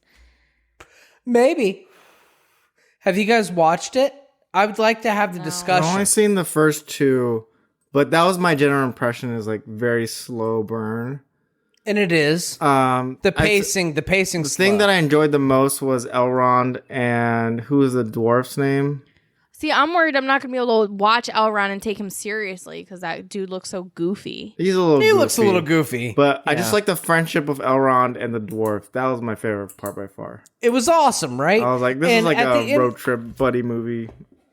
And at the end of the day, I don't want to say it feels like the prequel Star Wars, but we talked about it during the Hobbit episode with Ink to Film. It's cool to like just watch things that you're invested in, right? So this is being made. A lot of money's been poured into it. A lot of time and energy's been paid into it. The orcs are ridiculously awesome. The best orcs on. They look pretty good. I mean, the whole show looks really good, I think. Yeah, I mean, the best orcs we've seen to date. The orcs are awesome. And just, it's just cool to be in this IP again. But I would very much like to have a discussion on how it tracks with what's written and the things before it, because I'm pretty ignorant to it. So maybe that's a discussion to have in the future. I don't know. But I've also watched I don't recommend trying to read The Silmarillion. I recommend the audiobook for sure. So I asked about that because I think I'm going to be burned through Mistborn. I finished Rhythm of War recently, which is a Brandon Sanderson novel. I went through that and I'm starting Mistborn. And I think I don't know how far I am through Mistborn. I just started the audiobook, but I had the book. I ordered the hardcover, so I'll start reading and doing the same thing I did for the Sanderson stuff. So you got, 6 Mistborns that are out, technically? Is it 7 yeah. now? And I don't know how big the other ones are, but this one's only 500 pages. If it's only 500 pages, when I actually sit down and read, I typically read for about 100 to 150 pages at a time. So I think I'm going to burn through this book pretty quick. So we'll see how the Mistborn tracks, but I think I'm going to burn through the rest of the Sanderson stuff pretty quick. And after I go through the Sanderson stuff, as far as the Cosmere goes, I'm going to dive into Lord of the Rings. And I have a recommended reading thing from Steven as far as like what to read and how to read it. The Hobbit. Everything else. So I'll probably follow that because he's read it pretty thoroughly. You have to read The Hobbit first before anything else. After that, it's really up to you if you want to go to the Silmarillion or Unfinished Tales and then go to the Lord of the Rings. But you have to start with The Hobbit. And for you personally, I recommend either the illustrated Hobbit or the annotated Hobbit because I think you will find them to be very interesting. I feel like he recommended the same reading pattern. Okay, good. Specifically, I think he read he wrote or maybe it was Ink to Film that said it. He wrote The Hobbit like 30 years before he wrote Lord of the Rings. Yeah, because The Hobbit was just a children's book for his kids. Yeah.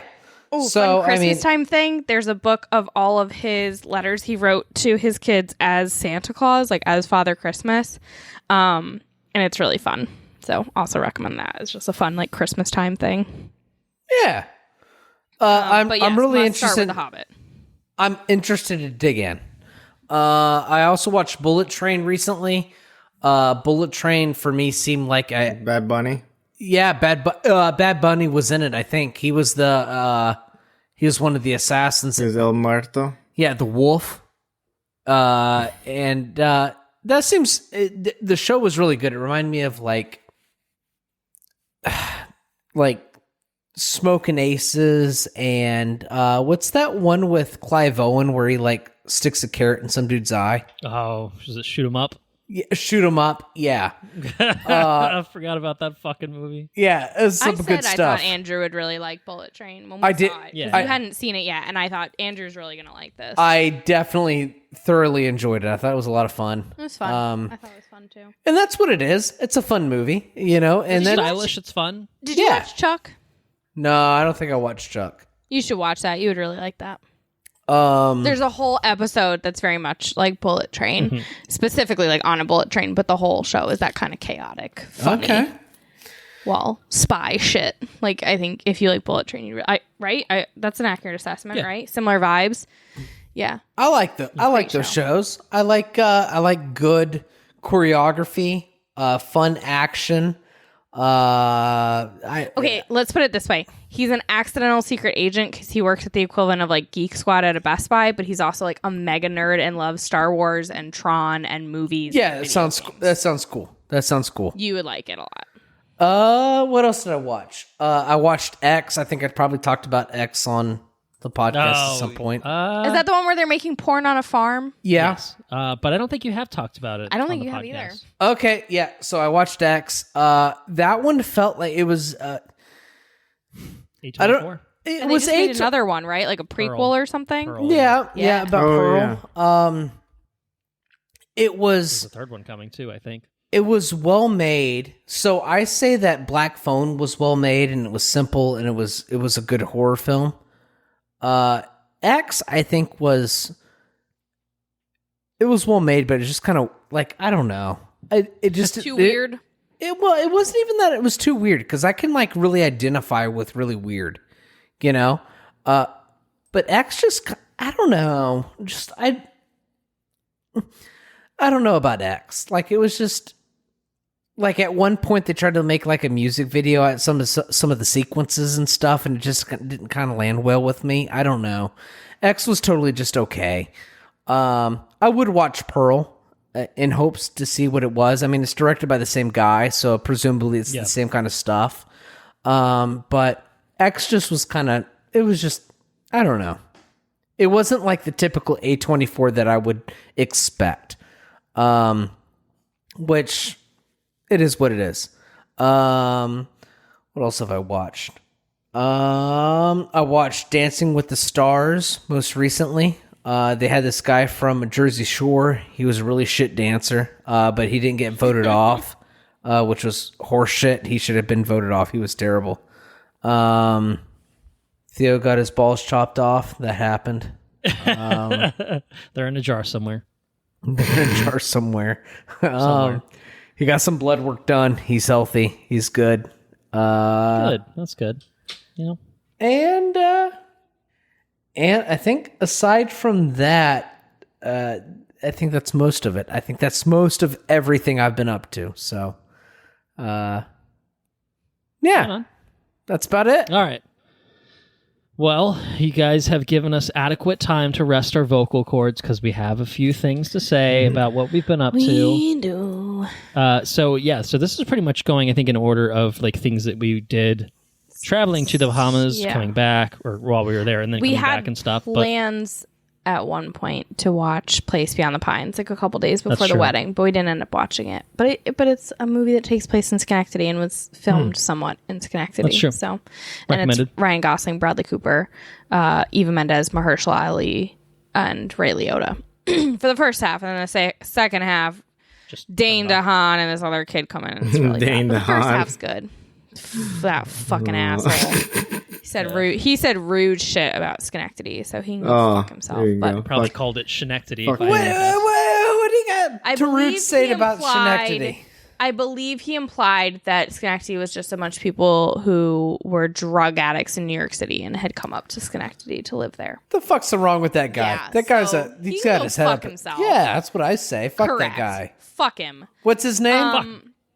Dane DeHaan. Dane DeHaan can fuck himself. Correct. Dane DeHaan can You heard it eat- here first. Dane DeHaan can eat my entire ass. You also heard that here first.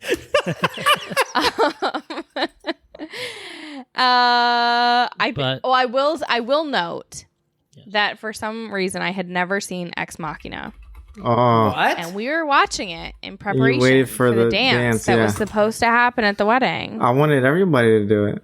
And then Henrique said he and Iselin weren't doing it, so we removed it from the list for the DJ, and we never watched the second half of it. So we should probably at some point watch the We It's a second good half. didn't movie. even get to that sequence yet. We didn't Oh, even get to shit. that sequence. That's such a so great- we will that's go back to iconic. it. But I'm just noting that. And then I think the next time we watched movies I think it was on the plane. was down. on the plane. We and we- simulcast a movie on our Delta I think it was the seatbacks. second flight What? though. I think the first flight I was dying. Um, Yeah, the first Maybe. flight I was in an aisle seat. I Remember? don't even know what I did then. I don't either. I just know I was dying. I don't remember what happened on that flight then. Yeah, the first flight I was in an aisle seat, so it wasn't that one because we didn't watch this until we were I was the window, you were middle, and that guy watching Dune was the aisle. But on the second leg of the flight, we did like a nice little 3, 2, 1 tap and watched it at the same time. The Unbearable Weight of Massive Talent, Oh. which was really good. Yeah. Highly recommend. I enjoyed it a lot. I thought it was really good. And I laughed out loud on the plane a few times. We had to restrain ourselves from, We from being too did. It overbearing. was really funny. It was very funny. Nick, fucking Cage. Cage! It was amazing. It was really good. Very fun.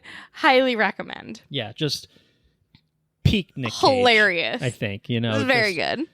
Embracing the fucking ridiculousness of himself and just just owning it. It was right? really And Pedro Pascal, obviously, Also very good. / Justin Timberlake, as we all know, is fantastic. He was very fun in it. What? So, It's Andrew. well, once upon a time, Andrew couldn't think of this man's name and just called him Justin Timberlake for at least several minutes of a segment. I think when we saw the Kingsman 2 trailer, I think that's Just- what it if you was. think about Back it a too, if you think minute. about it too much, it won't make sense. none of it makes any sense, but that's why it's funny. It's like, what is it? Johnny V or whatever? Yeah, exactly. It's it's about the same effectively a thing. Johnny V situation. Yeah. Yeah. Or Thompson? No, that one's better because he at least got the name right. He just kind of No, stumbled we didn't. A bit. We were talking about Emma Thompson. Oh, that's Emma right. Thompson? Didn't Yeah. get it right. Emma We were talking about Emma Just- Thompson. And he just- said just Thompson. Thompson. And we were like, no, Emma Thompson. Just Thompson. Anyway, yeah, Unbearable Weight of Mass Talent. Really Schenectady. good. Watch that. And then while we were in the Bahamas, Yes. there were On a the couple fire stick. nights where we just wanted something on the TV, just kind of background noise, but to watch while we just chilled out and drank some more or whatever. And we were going through Netflix because we tried to watch Pirates of the Caribbean, That's true. but we couldn't get Disney Plus down there. Yeah, we were like region locked for certain And things. Oh. We think debated HBO doing a Max, VPN, but like not worth it. wasn't worth and it. then HBO Max, I don't think we could get either. And so we were pretty much limited to Netflix. And so we were scrolling through Netflix trying to find something to watch, and there were 2 different movies that we watched in pieces. I think both we watched in bits and pieces, like half one night and half the other night. We wanted something that was light, that we had seen before. Yeah, that was the big thing. And I that was don't just want like to watch something something new on a fucking like hotel TV. right. Like we just wanted some easy watching that was still like good. So we Like Morbius. we landed on 2. There were Like, 2 yeah, different sort of, but movies that would we be good. watched. One was Accepted. The classic Ask me about my My Wiener. Oh yeah.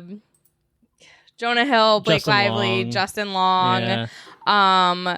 that guy with the weird face, who blew stuff up with his Oh, mind. I don't know who that guy is. He just I don't blows stuff either, up but his he's mind. been in stuff. But that's a really good movie. I mean, there's just parts that are offensive, but mostly it's really good. And it was still entertaining and good, and I liked it. It's the one where he makes a fake college because he didn't get Yeah. into college. Yes. So yeah. Southampton Institute of Technology, aka Schitt. And they are the shitheads. They're the shitheads. That's right. Correct. So that was fun to watch. And then the other movie we watched was Shrek. Nice. Yeah, we watched the first Shrek. Watched Shrek on our honeymoon. I'm making waffles. I'm making waffles for breakfast. Yeah, well, I'm just gonna say I haven't seen Shrek in a while, but and and like I feel like good. it's been memed to death, and like they're having Shrek a rave fun- parties it's a fun- He does here the- and there. But having rewatched Shrek again, now I'm a believer. So that was all. That was I all would set up like for a that. divorce. That was all set up for that I joke. would like a divorce. And then I saw her face. And she got a divorce. Oh no. Yeah, Shrek was fun. That was good. Shrek's pretty fucking. It's Like pretty an funny. onion. Good. I got layers. It's- You got layers. And it's a classic. great soundtrack also. Oh yeah, That's that's a banger of a soundtrack. Do you think he's compensating for something? It's way more adult than I Oh my remembered. god, it's inappropriate. Like I remember the scrub your face, we're- wipe your or whatever it yeah, is, we're like wipe realizing your this, face bit, but like most but- of it is like really just like but we're innuendo, realizing but this very about a overt. lot of things because like we like to watch like drunk shows, and one of our favorites is Rugrats. Oh yeah. There's some fucking adult Rugrats is humor in classic shit, Rugrats. Like there really is. So anyway. And then we took the plane back and we watched with separate things. We did not watch departed anything paths. together. We did not simulcast anything. That is true. Honeymoon time's What I over. chose to watch probably. Well, I will say that I was choosing between The Departed, Now You See Me. Yeah, That was one of the that's ones. the other one. That's We right. were trying to remember that. The Departed, Now You See Me, The Proposal, and Moonfall. Okay. And I ended up going with The Proposal. I had not watched it in a long time. And that's a great movie. It's a feel-good movie. It's fun. It's a good time. It's solid. Colton decided he hated himself, and he watched Venom, Let There Be Carnage. there you I decided go. I hated myself three That's a different good. times. 'cause That's a good flight movie. That's a I good tried- flight movie. I tried watching it right, you 3 did. different fucking Oh, flights. because he kept getting the shitty screens that So were fucked the up. first flight, you're right. I think we didn't watch Unbearable Weight because or maybe I don't know. Yeah, you were trying to watch Venom. I tried watching Venom and I fell asleep. And also, I was dying. Like 8 minutes in. I thought Like, I was gonna eight, puke. 8 minutes in. I was like, I'm fucking out. I'm tired. I don't have the energy for this. Yes. That's, I can't do this right now. Like I'll do this on another flight. I've got 3 more. And then the second one we watched Massive Talent, and then the third one I think is when I tried watching Venom for realsies and my touchscreen thing was fucked up. And so I was able to start the movie, but then you couldn't pause but it. I couldn't pause it. And I'm like, this is a movie you got to pause every 5 minutes at least. And Anna was trying to ask me something. I tried pausing it, and then I missed like the first 5 minutes that I'd already fallen asleep for. And I'm like, fuck this. I'm not even gonna watch it. Like, if I can't control when I need to stop this movie to like take a breath, like it's not. This worth is not it. a school field trip on a bus where you're all watching the same fucking VHS. Like I took an hour and 25-minute movie, if it's even that long, and turned it into about a 2-hour movie because of the amount of times that I paused it. But it did work. I did have a functional. Short? It's super short. It's pretty short. That's what I took a functional. I had a functional touchscreen on the the final flight. And I was able to watch it, and it's really fucking bad. I just like it's. Maybe it's better than the first one by virtue of it being short. It's just short. It's dumb, and it's one of the choppiest films I've ever watched. Like, I don't know if they just cut half hour from it and called it good or what the case was, but it was a fucked up film. Like in the sense that like it felt like an episode of a TV show. And how they made it, and like the it's so basic in everything about it, and like mostly nonsensical about like how it transitions from things, and and it's like it doesn't really start that way. Like it starts with a lot of setup of like a younger Cletus and the Scream character who's basically has no reason to be in the film, and then like Tom Hardy's a little more toned down, I think, overall. Like he himself is more toned down, and then the Venom part of it is more toned up, escalated, I guess. You know, like Venom's so their interactions together are fucking ridiculous. But I just found the storyline so like nothing. It was just like, oh, he goes to visit him, and then he gets agitated, and then he accidentally gives him the symbiote, and then Carnage escapes, and then he flips a truck off a bridge, and then he dies. Spoilers. Like, that was the movie. Like, that was the whole fucking movie. Like, Carnage's whole thing is like, let there be carnage, and he does nothing. Like, he has like a fight because Cletus and Carnage don't get along very well because Carnage is like, I just want to kill people. And then he tries to kill his girlfriend. Don't kill my girl. And then Cletus is like, don't kill my girlfriend, you know, and Oh my well, no, God. they got married, so that was his wife. Oh, they got married, right? There's a whole wedding at the end. And it was Jesus. just... It sounds like horseshit. It's a bit of a fever dream of a film, I think, it. overall. And it's like... It sounds like X is way better than that. I mean, I'd yeah. I mean, Sure, quality X is much wise, better than that. quality wise, sure.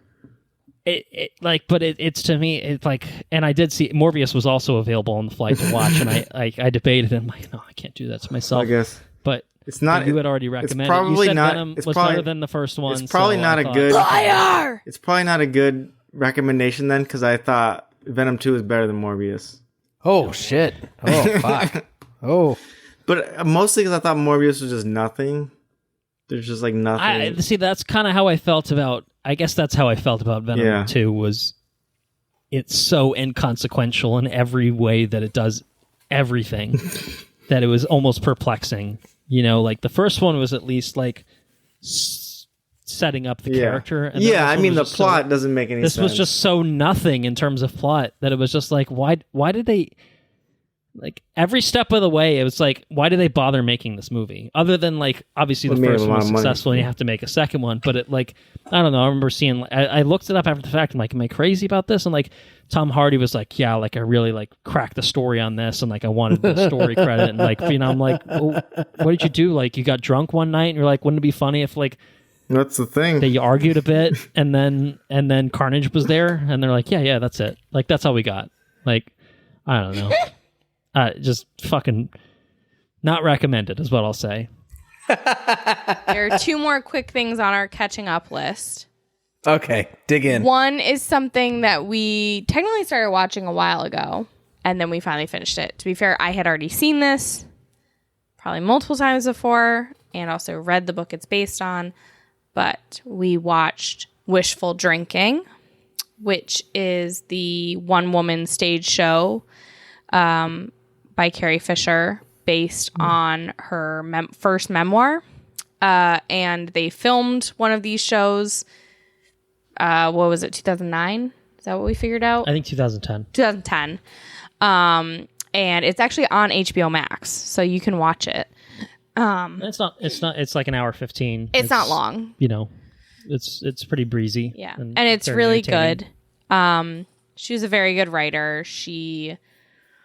Her novels are a little more chaotic, and it like works better for her memoirs. But all three of her memoirs are really, really good, and this is based on the first one, and it's a lot of stuff about like her family and like her parents, and it's really interesting. And I have seen, like I said, I had seen it before, but Colton watched it for the first time.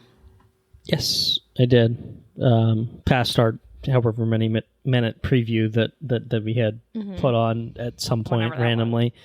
It's very good. I mean, Carrie Fisher, I mean, probably the three of us really know her, obviously, for being Princess Leia.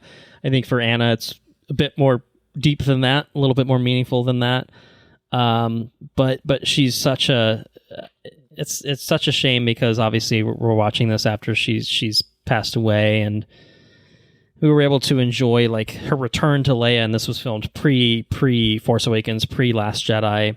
But it makes me really sad because, and I asked Anna, I think was she 60 when she died? I mean, she's so young, way too young, and I think she had such a sharp insight and wit that was underappreciated. I think, and pretty much everything that she's known for, I guess, you know, if that makes sense. Like obviously, like Leia is a beloved character, but I feel like Carrie, she was way beyond that, and even the stuff that like, she talks about, because she talks about Leia within this wishful drinking special, and she touches on the, you know, the ridiculousness of like the outfit and the hair and stuff like that, but it makes you appreciate just how sharp she was as a person. And I know that she did like script doctoring and stuff like that, but she mentions like, oh, I've never won an award or anything for my writing, and it just feels like that sucks, because it just like you could just tell how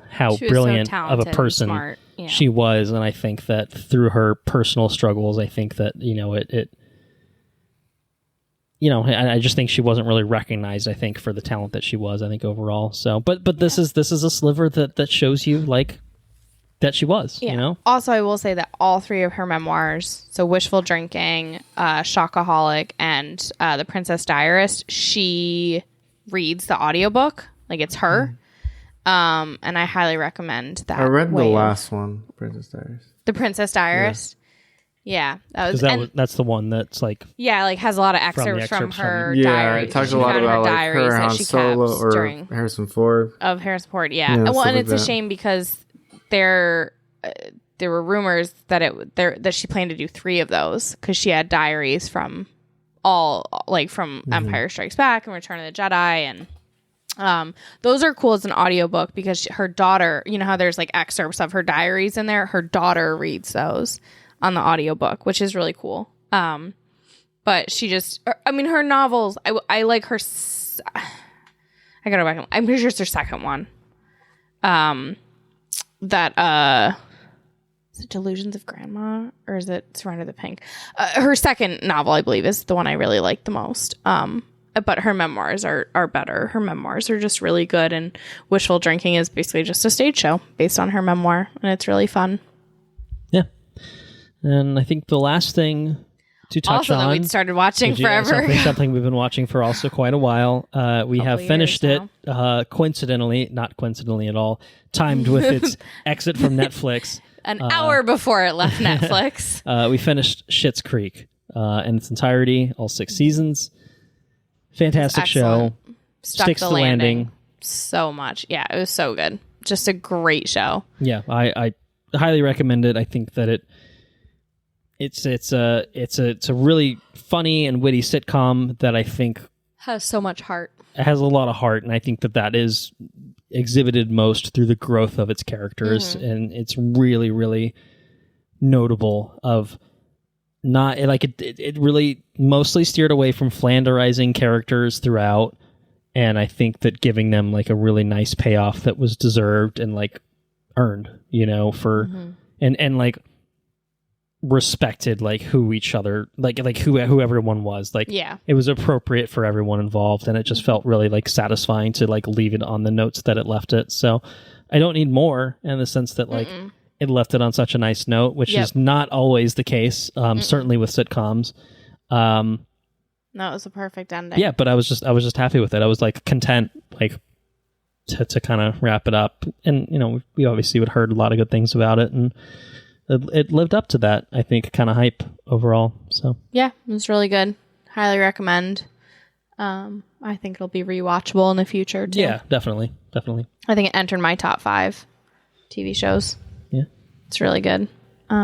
Definitely recommend it. And it's maybe going to be on Hulu now, or maybe it literally already is on Hulu, perhaps. I'm not sure. I think it's I don't like know the if there's 16th or something. I think there is a gap. Yeah, so you can watch it with ads or without ads if you pay a little extra money or something like that. So, but that's it. I think that's it for us. Yeah.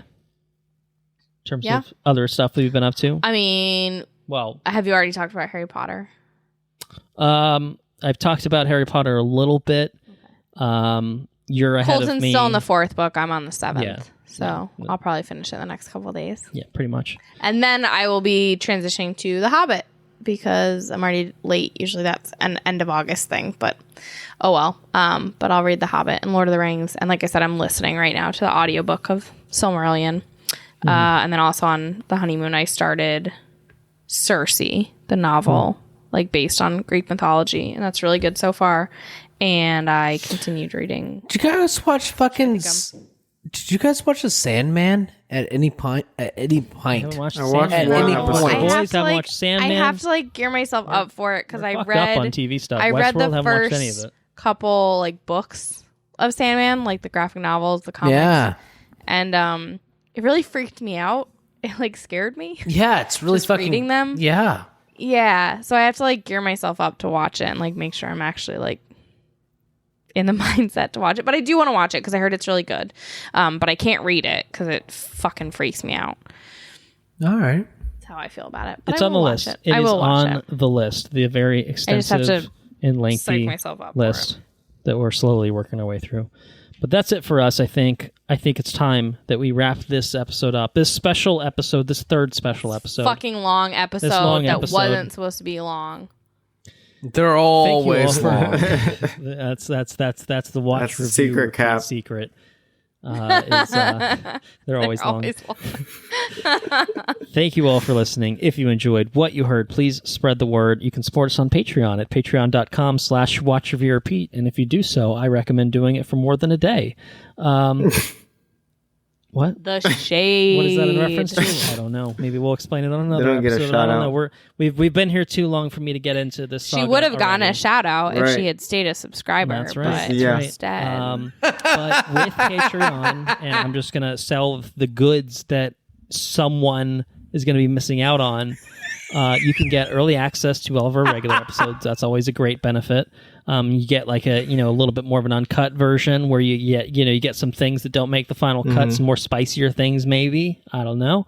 But also you'll get timed exclusive access to bonus episodes. And I know you're saying to yourself, but Mr. Watch Review Repeat, you haven't put out any bonus episodes in such a long time. How do I know that you're going to put a bonus episode out? Mr. Watch Review Repeat. But I'll Is tell that you- our new last name?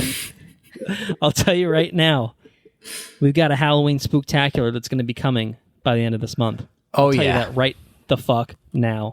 So look forward to that. We'll have more details on that in coming episodes, or maybe on our social medias. Maybe we'll figure out how to engage the social media base. We'll see.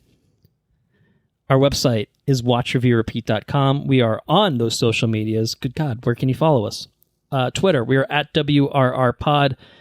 We are at Watch Review Repeat on Instagram. We are on Facebook. Search for Watch Review Repeat. You'll find us. If you have questions, comments, or suggestions, you can send those our way to watchreviewrepeat@gmail.com. Be happy to talk about anything you've been up to on a future edition of the Listener's Corner on a future episode. Our intro and outro track is Mechanolith by Kevin MacLeod, licensed under the Creative Commons by Attribution 3.0 license. He's at incompetech.com. I skipped over that part. Our next regular episode will be covering The Woman King. It's been out for a couple weeks now. We'll be out for at least a few weeks by the time the episode comes out. But we're back, no more wedding, no more honeymoon business. It's just back to business as usual, and so that means we got to cover some movies. It's been getting good reviews. Looks pretty good. I think we talked about the trailer on the Nope episode, if I recall correctly.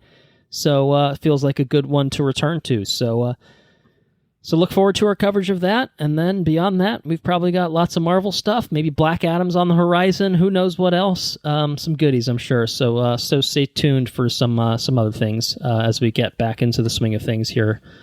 I will say for now, thank you to our guests for joining us on this special episode. Anna, thank you very much. You're welcome. And Henrique, thank you as well. Congrats to the newlyweds. Thank you. Congrats to the newlyweds. That's it. Thank you. Okay. I guess, Andrew, you can take us out now. Well, take care now. Bye-bye then. Laters on the Menjay. Fuck you, Hans Zimmer.